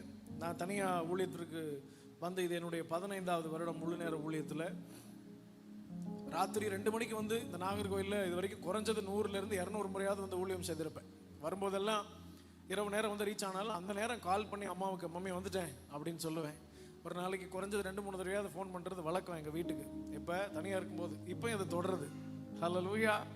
ஸோ அதனால ஆண்களுக்கு என்று கணவனா, அதுக்கப்புறம் தகப்பனா, மகனா, சகோதரனா, இந்த 4 கேட்டகரியில் என்னென்னலாம் செய்யணுன்றது வேதத்தின் அடிப்படையில் சீக்கிரமாக சொல்லிடுறேன். இதில் நான் அதிகமாக பொறுப்பெடுத்து சொல்ல வேண்டிய முக்கியமான ஒன்று கணவனா. முதல்ல குடும்ப தலைவராக இருக்கிற கணவன்லேருந்து ஸ்டார்ட் பண்ணால் நல்லாயிருக்கும் அப்படின்னு நான் நினைக்கிறேன். ஆண்கள் எல்லாம் அந்தமான் நிக்கோபாரில் அமர்ந்திருக்கிறீர்கள். கர்த்தர் உங்களை ஆசீர்வதிப்பாராக. Thanks for coming. அநேகர் இருந்தார்கள், ஆனால் நீங்கள் மாத்திரம் வந்திருக்கீங்க. கர்த்தர் உங்களை ஆசீர்வதிப்பாராக. Hallelujah. So happy to see you all. நான் அநேகரை பார்த்து கொண்டிருந்தேன். வர்ஷிப் பண்ணும்போது ரொம்ப அழகாக கை தூக்கி சத்தமாக பாடிட்டு இருந்தீங்க. ஒரு சிலர் அழுது ஆராதித்து கொண்டிருக்கிறீர்கள். எங்கள் ஊர் பக்கம்லாம் கொஞ்சம் அப்படியே மதுரை சைட்லாம் வந்தீங்கன்னா நிறைய முகத்தை விட மீசை ரொம்ப பெருசாக வச்சுட்டு உட்காந்துருப்பாங்க ஒரு சிலர். அல்லேலூயா அப்படின்னா அப்படின்னா அவ்வளோதான். சரி நம்மளே சொல்லிட்டு கிளம்பி போயிடணும். ஆனால் இங்கே நல்ல விடுதலையாக ஆண்டவர் ஆராதித்தது நான் பார்த்தேன். நீங்கள்லாம் ஏற்கனவே ஆவிக்குரியவர்கள் இருந்தாலும் சில அடிப்படையான காரியங்களையும் உபதேசங்களையும் உங்களுக்கு சொல்ல வேண்டியது எங்களுடைய கடமை. தயவாக எடுத்துக்கொள்ளுங்க. ஒரே ஒரு வசனம் அதன் அடிப்படையில் பேசினா மிகவும் நலமாக இருக்கும் என்று நான் விசுவாசிக்கிறேன். எபேசியர் 5வது அதிகாரம் 25வது வசனம். நாம் அநேக இடங்களில் திருமணத்தில் இந்த வார்த்தை கேட்டிருப்போம். யாராவது ஒருத்தர் சத்தத்தை வைத்து வாசிப்பீர்களா? எபேசியர் 5:25. அன்பு கூறுங்கள், அப்படியே கிறிஸ்துவும் சபையில் அன்பு கூர்ந்து தம்மை தாமே அதற்காக தாமதை திருவசனத்தை கொண்டு தண்ணீர் முழுக்கினால் சுத்திகரித்து பரிசுத்தமாக்குகிறதற்கும். 25 புருஷர்களே உங்கள் மனைவிகளில் அன்பு கூறுங்கள், அப்படியே கிறிஸ்துவும் சபையில் அன்பு கூர்ந்து. ஹல்லேலூயா. இதுல ரொம்ப முக்கியமான ஒரு விஷயம் என்ன அப்படின்னா, குடும்பம் வந்து ஒரு திருச்சபைக்கு நிகராக பேசப்படுகிறது. ஹல்லேலூயா, ஹல்லேலூயா. இதுல கணவன்மாருடைய பொறுப்பு யாருக்கு ஈக்குவலா இருக்கு அப்படின்னா, ஆண்டவராகிய தேவனுக்கு ஈக்குவலா, இயேசு கிறிஸ்துவுக்கு ஈக்குவலா இருக்கு. யாருடைய பொறுப்பு? கணவன். ஸோ புருஷன் வந்து தேவன் திருச்சபையை நேசிக்கிறது போல ஒரு கணவன் வந்து மனைவியை அதிகமாக நேசிக்க வேண்டும். இந்த பெண்களுக்கு அதிகமாக தேவையானது ஒன்று என்னென்னா, ஒரு உண்மை ரொம்ப தேவைப்படும். ஆண்கள்கிட்ட பெண்கள் எதிர்பார்க்கிற முக்கியமான ஒன்று என்னென்னா, பெருசாக ரெஸ்பெக்ட்லாம் கிடையாது. அவர்கள் எதிர்பார்க்கிற முக்கியமான உண்மையாக இருக்கணும், ஹானஸ்டாக இருக்கணும். அன்பு எப்போ வரும் அப்படின்னா, உண்மையாக இருக்கும்போது தான் அன்பு வரும். ஆமாவா இல்லையா? ஒரு பொண்ணுக்கு ஒரு பையனை பார்க்குறோம் அப்படின்னா, அந்த பையன் வந்து ரொம்ப நேசிக்கிறவரான்னு பார்க்க மாட்டோம். அவர் ஃபஸ்ட்டு நல்ல பையனா அப்படின்னா என்ன அர்த்தம்? உண்மையுள்ள ஆளா இல்லை டுபாக்குரா அப்படின்னு சொல்லி அக்கம் பக்கத்தில் நம்ம விசாரிப்போம். இந்த மக்களே இவன் சரியான ஆள் தானா அப்படின்னா கண்டிப்பாக நம்ம பக்கத்து வீட்டுக்காரர் நம்மளை பற்றி நல்ல சர்டிஃபிகேட் கொடுக்க வாய்ப்பே இருக்கா இல்லையா? இருந்தாலும் அநேக வாலிபர்கள் இந்த நாட்களில் நல்ல பெண் பிள்ளைகள் நிறையா இருக்காங்க. நல்ல ஆண் பிள்ளைகள் எங்கேயானா தேட வேண்டியதாக இருக்கு. ஆனால் பரிசுத்த தேவன் தமக்காக ஒரு சிலரை வைத்திருக்கிறார். ஆமென். நான் வந்து என்னுடைய வாழ்க்கை துணைக்காக எப்போலேருந்து ஜெபிச்சுட்டு இருக்கிறேன் அப்படின்னு சொன்னால் நீங்களாம் உருண்டு பரண்டு சிரிப்பீங்க.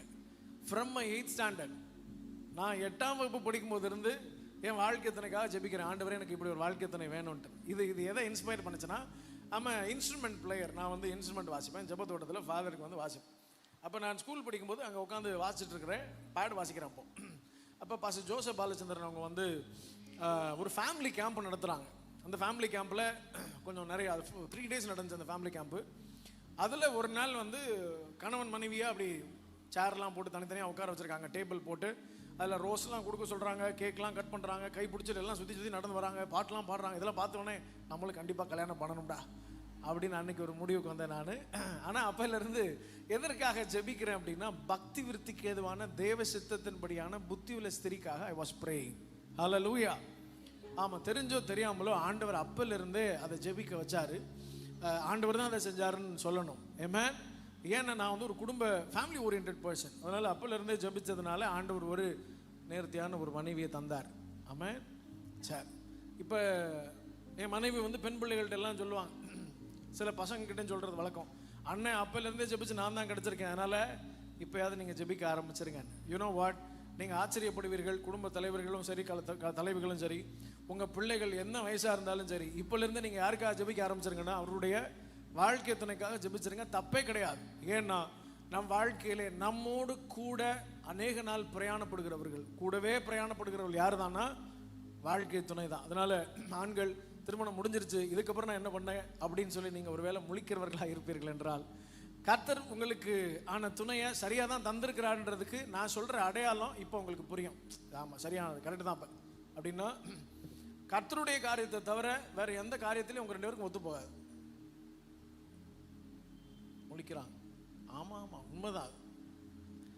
அதாவது ஒருத்தருக்கு ஒரு விஷயம் பிடிக்கும், ஆனால் அம்மாவுக்கு அந்த விஷயம் பிடிக்காது. இப்போ ஐயாவுக்கு தோசை பிடிக்கும்னு அம்மாவுக்கு தோசை பிடிக்காது. சாப்பிட்ற விஷயத்துலேருந்து ஸ்டார்ட் ஆகுது. இப்போ எனக்கு வந்து பூரி பிடிக்கும், என் மனைவிக்கு பூரி பிடிக்காது. இப்போ பிடிக்குது. எனக்கு எக்கு முட்டைனாவே பிடிக்காது, தெரிச்சு ஓடிடுவேன். இப்போ எனக்கு ரொம்ப பிடிச்சிருச்சு, ஏன்னா எனக்கு மனைவிக்கு ரொம்ப பிடிக்கும். ஆண்டவர் ஒரு மனுஷன் ரொம்ப நேசிக்க ஆரம்பிச்சிட்டான்னா, கர்த்தருக்கு பிரியமான எல்லா மனுஷன் எல்லாவற்றிலையும் நிதானித்து ஆராய்ந்து அறிய வேண்டும். முதலாவது, ஆண்கள் பெண்களை மிகவும் அன்பு செலுத்த வேண்டும்.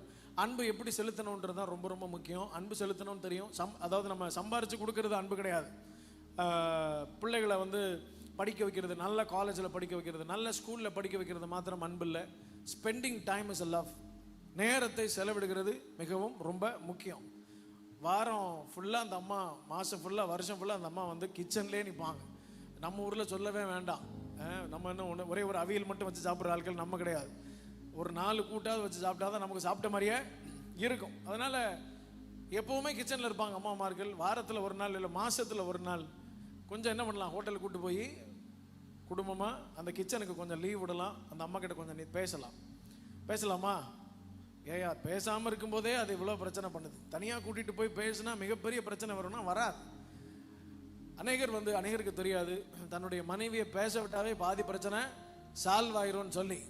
என்ன பேசும்போது நீங்கள் என்ன பண்ணணும், அதெல்லாம் காது கொடுத்து கேட்கணும். மாற்ற வேண்டியதை மாற்றிக்கொள்ளணும். அனாவசியமானது நீங்கள் தாராளமாக விட்டுறலாம். இந்த காதில் வாங்கி அந்த காதை விட்டுறலாம். அது உங்களுக்கு ஏற்கனவே கை வந்த கலை தான், நிறைய பேருக்கு தெரியும்.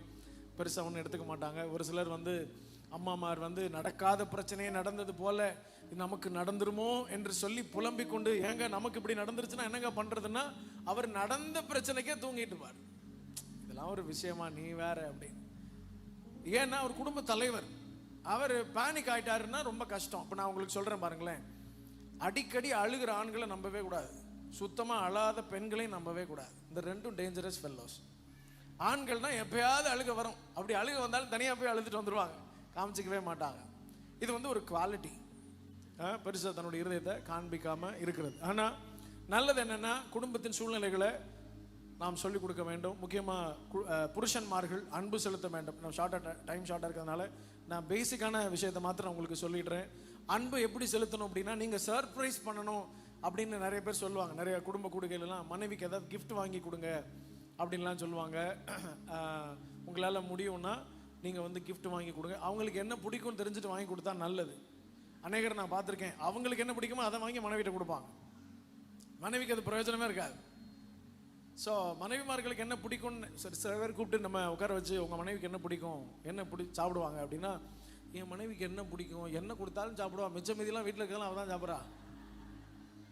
தெரியா மனைவிமார்கிட்ட ஐயாவுக்கு என்ன பிடிக்கும்னா, அது அந்த என்ன சொல்கிறது, அதை வெளியில் சொல்ல முடியாது அப்படின்வாங்க. அப்படி இருக்கக்கூடாது. ஸோ யாருக்கு என்ன பிடிக்கும்ட்டுன்னு 70 வயசு நிரம்பின ஒரு தாயும் தகப்பனை நான் சந்தித்தேன். 50வது 45வது திருமண நாளை அவர்கள் கொண்டாடினார்கள். அப்பொழுது நாங்கள் பேசினோம். நீங்கள் அம்மா கிட்ட அவங்கள புரிந்து கொண்டு இதுதான் இவங்க அப்படின்றத ஒன்லைனில் சொல்ல முடியுமா அப்படின்னு அவர் சொன்னார். இது வரைக்கும் நான் புரிஞ்சுக்கவே இல்லை தம்பி அப்படின்னு சொன்னார். அப்போ அந்த அம்மா ஒரு வார்த்தை சொன்னாங்க, நானே என்னை இன்னும் புரிஞ்சுக்கல, அவர் எப்படி புரிஞ்சிருப்பாரு அப்படின்னு. விளையாட்டாக சொன்னாலும் சில பேருடைய வாழ்க்கையில் அது உண்மையாக இருக்கும். அதனால் தேவ பிள்ளைகளாக இருப்பீங்கன்னா நீங்கள் குடும்ப தலைவர்கள் அன்பு செலுத்துங்க. உங்களால் முடிஞ்சதை அவர்களுக்கு அப்பப்போ செய்கிறது ரொம்ப நல்லது. முக்கியமாக உங்கள் அன்பை கோபத்தில் காட்டாமல் பொறுமையில் காட்டுங்க. சகித்து ஜெயிக்க வேண்டியவர்கள் தான் ஆண்கள். என்ன உங்களுக்கு சண்டை, நிறைய ஆண்களுக்கு பெண்கள் அளவுக்கு யோசித்து ஞாபகம் வச்செல்லாம் பேச தெரியாது. ஆமாம், இப்போ பெண்கள் வந்து ஒரு வேலை செஞ்சுட்டு இருப்பாங்க, சமைச்சிட்டு இருக்கும்போதே ஒரு ஃபோன் வரும், ஃபோன் பேசிகிட்டு இருப்பாங்க, புள்ள வந்து ஏதாவது பேசிகிட்டு இருக்கும், பிள்ளைகிட்டையும் பேசிகிட்டு இருப்பாங்க. ஐயாவை பார்க்கறதுக்காக ஐயா ஃப்ரெண்டு வந்து ஹாலில் உட்காந்து பேசிகிட்டு இருப்பார். 1 மணி நேரம் பேசியிருப்பார். பேசி முடிச்சுட்டு இந்த அம்மா போய் என்ன கேட்டார், என்ன வந்தார், 1 மணி நேரம் பேசினார், என்ன சொன்னார் அப்படின்னா என்ன சொல்லுவாங்க? என்ன சொன்னார், 1 மணி நேரம் பேசினா அது ஒன்றும் இல்லை மக்களே, அதாவது அப்படின்னு ஒன் லைனில் முடிஞ்சிடும். இல்லை ஏதோ பச்சை கலர் சேலை அப்படிலாம் பேசி அடிபட்டுச்சே, பச்சை கலர் சேலையா அப்படின்னு இவர் முழிப்பார். இவ்வளோ நேரம் ஐயா கவனிச்சிருக்கவே மாட்டார். ஆமாம், சில திருமணங்களுக்கெல்லாம் நீங்கள் போனீங்கன்னா கணவன் மனைவியாக போயிருப்பீங்க, இங்கே பொண்ணு மாப்பிள்ளைலாம் உட்காந்துருப்பாங்க. 1 மணி நேரம் 2 மணி நேரம் அந்த ஸ்டேஜையை தான் பார்த்துருப்பார் யார்? கணவன். வீட்டுக்கு வந்ததுக்கப்புறம் அந்த பொண்ணு என்ன ட்ரெஸ் போட்டிருந்துச்சு, அந்த பையன் என்ன ட்ரெஸ் போட்டிருந்தாருன்னு கேட்டிங்கன்னா ஐயாவுக்கு சொல்ல தெரியாது. ஆனால் நீங்கள் வந்திருந்தவங்கெல்லாம் என்ன ட்ரெஸ் போட்டிருந்தாங்கன்னு கூட சொல்ல முடியும். மெமரி பவர் அந்த மாதிரி நமக்கு. ஸோ ஒரு பிள்ளை வளர்ப்பில் கைதேர்ந்தவர்கள் வந்து பெண்கள் அப்படின்னு சொல்லுவாங்க. ஆண்கள் நீங்கள் மாதிரிகளாக இருக்க வேண்டும். எப்பொழுதெல்லாம் நம்ம பிள்ளைகள் வந்து நம்ம சொல்கிறது கேட்க மாட்டாங்க, நம்ம செய்கிறது தான் செய்து பழகுவார்கள். ஆமாம். ஸோ அதனால் அன்பு செலுத்துறதுல ஒரு நாளும் குறைவில்லாமல் இருக்க வேண்டியது நம்முடைய கடமை. கோபம் வரும்போதெல்லாம் வரும், கண்டிப்பாக நீங்கள் அதை கண்ட்ரோல் பண்ணும்போது தான் நீங்கள் ஆவிக்குரியவர்களாக உங்களை காண்பித்து கொள்ள வேண்டும் என்பது என்னுடைய மிகப்பெரிய தாழ்மையான வேண்டுகோள். ஹல்லேலூயா. சரி, அடுத்து முக்கியமான ஒரு விஷயம் என்ன அப்படின்னா, தகப்பனா நம்முடைய பொறுப்புகள் என்ன? ஒரு தகப்பனுடைய பொறுப்பு என்ன அப்படின்னா, பிள்ளைகள் எப்போவுமே வந்து மிலிட்ரி ஆஃபீஸர் மாதிரி நம்ம இருக்கக்கூடாது. வீட்டுக்குள்ள உட்காரு எந்திரி அப்படிலாம் சொல்லக்கூடாது. அதுக்காக ரொம்ப வாடா மச்சான் அப்படின்ற மாதிரி தோல்லையும் கை போட்டு நடக்கவும் முடியாது. நீங்கள் எங்கே கண்டிக்கணுமோ அங்கே கண்டிக்கணும், எங்கே பிள்ளைகளை லிபரலாக விடணுமோ விடணும். முக்கியமாக ஃபினான்ஷியல் அன்றைக்கி சொன்ன மாதிரி குடும்ப பொறுப்புகளை உங்கள் பிள்ளைகளுக்கு கற்றுக் கொடுங்க. உங்கள் பிள்ளைக்கு 4 வயசு 5 வயசு ஆயிடுச்சுன்னா கடைக்கு கூட்டிகிட்டு போங்க, அவன் கையில் 10 ரூபா கொடுங்க, உனக்கு என்ன வேணுமோ வாங்கிக்கன்னு சொல்லுங்கள். அவன் போய் அதை எடுக்கும்போது அது 10 ரூபாய்க்கு மேற்பட்டதாக இருந்துச்சுன்னா அதை வாங்க முடியாதுன்றது அவனுக்கே தெரியணும். சின்ன வயசுலேருந்தே ஃபினான்ஷியலாக கற்றுக் கொடுங்க. 5 ரூபாய்க்கு ஒரு கடலை மிட்டாய் வாங்கினா மிச்சம் 5 ரூபா அவன் கொடுப்பாங்க. 5 ரூபா டாடிக்கு கொடுத்துரு, ஏன்னா நான் 10 ரூபா தான் எடுத்துகிட்டு வந்தேன். இந்த மாதிரி நீங்கள் போகும்போதே சில காரியங்களை கற்றுக் கொடுத்துட்டீங்கன்னா, சின்ன வயசுலேருந்து சைனாலெல்லாம் இந்த பழகிறாங்க. பிள்ளைகள் கையில் ஒரு வாரத்துக்கு இவ்வளோ காசு கொடுத்து இதுதான் உனக்கு செலவுக்கு அப்படின்னு சொல்கிறாங்க. இதில் உனக்கு தேவையானது நீ எடுத்து சேவ் பண்ணி வச்சுக்கோன்னு சேமிப்பையும் கற்றுக் கொடுக்குறார்கள். அது மாத்திரமல்ல, உங்கள் பிள்ளைகளுக்கு சண்டே வரும்போது தயவுசெய்து சில்லறை மாற்றி காணிக்கை போட கற்றுக் கொடுங்க. வீட்டுக்கு ஒருத்தர் காணிக்கை போடக்கூடாது. நீங்கள் 100 ரூபா போட்டிங்க, 100 ரூபா தான் உங்களுக்கு இருக்குன்னா 100 ரூபா என்ன மாற்றிடுங்க. முன்னாடியே கொண்டு போய் பெட்ரோல் பங்கில் கொடுத்தீங்கன்னா 10 ரூபாய் கொடுப்பாங்க. உங்களுக்கு என்ன திராணி இருக்கோ அதை பிரித்து 4 பிள்ளைகள் இருக்குன்னா 4 பிள்ளைகள் கையிலையும் 1 ரூபாயாவது கையில் கொடுத்துருங்க. உங்கள் பிள்ளைகள் சிறு வயது முதல் கொண்டு தேவனுக்கு கொடுத்து பழக வேண்டும். ஹல்லேலூயா. நீங்கள் எல்லாவற்றிலையும் மாதிரியாக இருக்க வேண்டும், ஒரு மாதிரியாக இருக்கக்கூடாது.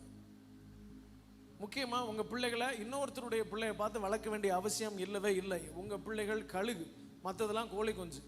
அது எதை வேணாலும் சாப்பிடும், எங்கே வேணாலும் போகும், எப்படி வேணாலும் இருக்கும். ஆனால் நீங்கள் உயர எழும்பி பறக்க வேண்டியவர்கள்.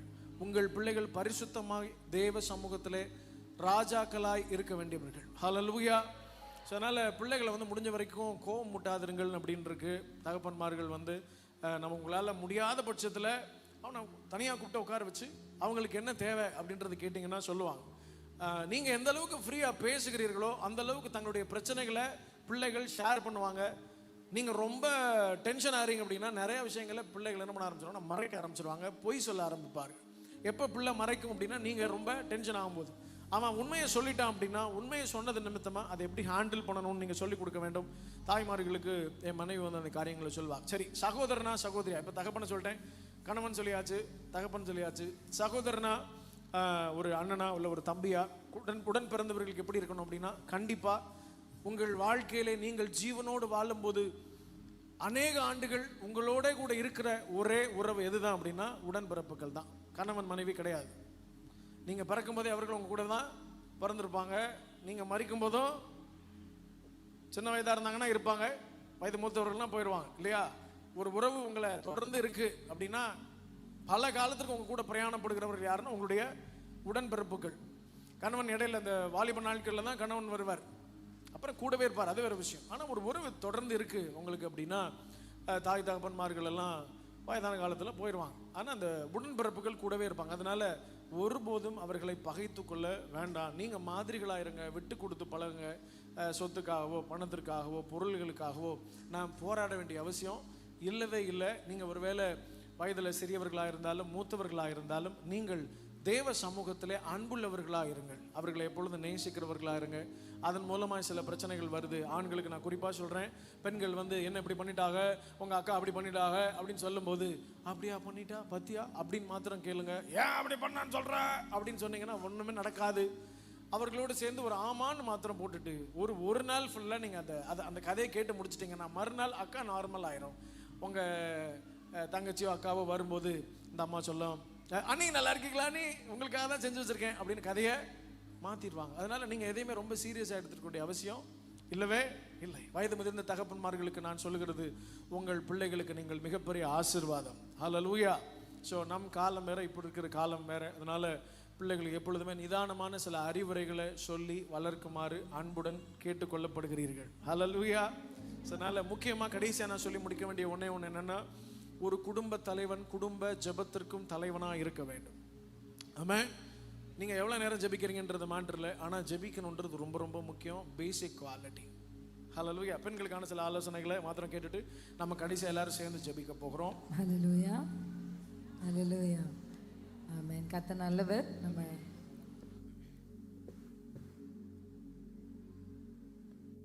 ஜீசஸ். ஓகே, நம்ம கேட்டோம். ஏன்னா அன்புள்ள ஒரு கணவனாக, நல்ல பொறுமை உள்ள ஒரு தகப்பனாக, ஆபத்தில் உதவுகிற ஒரு சகோதரனாக நீங்கள் இருக்கணும். பைபிள் அப்படி தான் சொல்லுது, ஆபத்தில் உதவே சகோதரன் பிறந்திருக்கிறான். ஸோ நீங்கள் ஒரு ஆபத்தில் உங்களுடைய சகோதர சகோதரிக்கு உதவுகிற ஒரு நல்ல சகோதரனாக நீங்கள் இருக்கணும் அப்படின்னு ஆண்டவர் விரும்புகிறாரு. நல்ல வயது முதிர்ந்த ஐயாமார்களை நான் பார்த்துருக்குறேன். உங்கள் காலத்தில் 10 ரூபாய்க்கு நிறைய பொருள் கிடைக்கும், இப்போ அப்படி கிடைக்காது. அதனால் ஐயோ இவ்வளோ செலவு பண்ணுறீங்க, அவ்வளோ செலவு பண்ணுறீங்க, இவ்வளோ இது பண்ணுறீங்க அப்படின்னு நீங்கள் சொல்லாதீங்க. ஏன்னா இந்த காலம் வேறு. இந்த காலத்தில் அவ்வளவு செலவுகள் இருக்குது, அவ்வளோ விலைவாசி உயர்ந்துருச்சு. ஒரு தடவை எங்கள் தாத்தாவோட நான் என் மாமா வீட்டுக்கு போனேன். பஸ்ஸில் போய் இறங்கி ஆட்டோவில் ஏறுறேன். எங்கள் தாத்தா வரவே மாட்டேன்றார் ஆட்டோ. ஏன்னா ஆட்டோக்காரன் 50 ரூபா கேட்குறான். வரவே மாட்டேன்றார். நான் என்கிட்ட ஃபோன்லாம் கிடையாது, நானே ஸ்கூல் படிச்சுட்ருக்கேன். அப்போ தான் முதல் முறை நானே தனியாக போகிறேன் தாத்தாவோட. தாத்தா கிட்ட, ஐயோ தாத்தா 50 ரூபான்றது கொஞ்சம் தான் தாத்தா, எப்படி 50 ரூபாய் எப்படி கொடுக்குறது, அதெல்லாம் முடியாது, 20 ரூபாய் தரேன் வா அப்படின்னு சொல்லி சண்டை போட்டுருக்கேன். அது ஒரு 10 வருஷத்துக்கு முன்னாடி இருக்கும். அப்போ அந்த மாதிரி இவங்களுக்கு ஒரு பாட்டி இருக்காங்க, என்னுடைய கணவரோட பாட்டி, என் பிள்ளைகளுக்கு கொள்ளு பாட்டி. அவங்க எவ்வளோ வயசு அவங்களுக்கு இருக்கும் கொள்ளு பாட்டிங்கன்னா யோசிச்சு பாருங்க. ஆனால் இந்த காலத்துக்கு ஏற்றபடி இருப்பாங்க. அவங்க ரொம்ப ஒரு ஜென்சி மாதிரி இருப்பாங்க. அவங்க ஆக்சுவலி ரொம்ப ட்ரெண்டிங்கில் எல்லா விஷயத்தையும் புரிஞ்சு. அப்போ ஒரு வயசு ஆனதுக்கப்புறம் நம்ம செய்கிற ஒரு நல்ல விஷயம், வயது முதிர்ந்த அம்மாக்களுக்கும் ஐயாக்களுக்கும் நான் சேர்த்து சொல்கிறேன், உங்களுக்கு ஒரு மாடல் பைபிள் இருக்காங்க. வயது முதிர்ந்த ஐயாக்கள் சிமியோன் என்கிற ஒரு மனுஷனும் மாடலாக வச்சுக்கோங்க. வயது முதிர்ந்த அம்மாமாருங்க அதே பகுதியில் வர அன்னாளுன்ற ஒரு அம்மாவை மாடலாக வச்சுக்கோங்க. அன்னாள் எப்போதும் ஜெபம் பண்ணி ஆராதனை செய்து கொண்டிருந்தாள். அப்போ உங்களுக்கு ஒரு வயசு ஆனதுக்கப்புறம் நீங்கள் எல்லாமே என்கிட்ட சொல்லணும், எல்லாமே என்னுடைய கட்டுப்பாட்டில் நடக்கணும். இது வரைக்கும் நான் தானே இந்த வீட்டுக்கு எல்லாத்தையும் இது பண்ணியிருக்கேன், இனியும் நான் தான் இருப்பேன். சில அம்மாமாரெல்லாம் கடைசி சாகிற வரையும் நான் தான் வீட்டை மேனேஜ் பண்ணுவேன், மருமகளுக்கு நான் தரவே மாட்டேன் அப்படின்னு அந்த முடிச்சு அவங்க இடுப்புலேயே வச்சுருப்பா. நான் தான் கடைசி அந்த பதவியை கொடுத்து கீழே இறங்கவே மாட்டாங்க நிறைய பெரியவர்கள். நான் என்ன சொல்வேன்னா, நீங்கள் டக்குன்னு போயிடுவீங்க. இப்போ கூட சமீபத்தில் கேட்டேன், ஒரு ஐயா மரித்து போயிட்டார். அவர் எத்தனையோ நிலத்தை வாங்கி வச்சிருக்காரு, ஆனால் ஒன்று கூட மனைவி பிள்ளைங்கிட்ட சொல்லலை. எங்கே நிலம் இருக்குது, எங்கே காசு சேர்த்து வச்சிருக்காரு, எதையுமே சொல்லாமல் அவரே எதிர்பார்க்கல, டக்குன்னு ஹார்ட் அட்டாக்ல செத்துட்டார். ஏன் உங்களுக்கு சொல்கிறேன் அப்படின்னா, பிள்ளைகளோட மனைவியோட திறந்த இதுவாக பேசுங்க. வயது முதிர்ந்தவர்கள் உங்களுடைய காரியங்களை உங்கள் பிள்ளைகளுக்கு கற்றுக் கொடுங்க, அந்த இடத்த விட்டு கொடுங்க. நீ பார் தம்பி, இப்போ நான் உட்காந்து வேடிக்கை, உங்களுக்கு என்ன வயசாயிருச்சு, அழகாக உட்காந்து பிள்ளைகள் வளர்ந்து வேடிக்கை. டென்ஷன் ஆகுறாங்க நிறைய வயசானவங்க, இப்படி புள்ள வளர்க்குறேன், நான்லாம் எப்படி புள்ள வளர்த்தேன். நான் சொல்கிறேன், நீங்கள் சொன்னால் அப்படின்னு எங்கள் அம்மா பார்த்தா நான் உட்காந்த இடத்துல எழமாட்டேன். இன்னைக்கு நான் அப்படின்னா என் பையன் அப்படின்னுமா, அவங்ககிட்ட போய் நான் சொல்லிருக்க முடியாது. நான் என்ன சொல்கிறேன்னா, அந்த வேல்யூஸ் பண்ணலாம், பேட்டர்ன் கண்டிப்பாக ஒத்து வராது.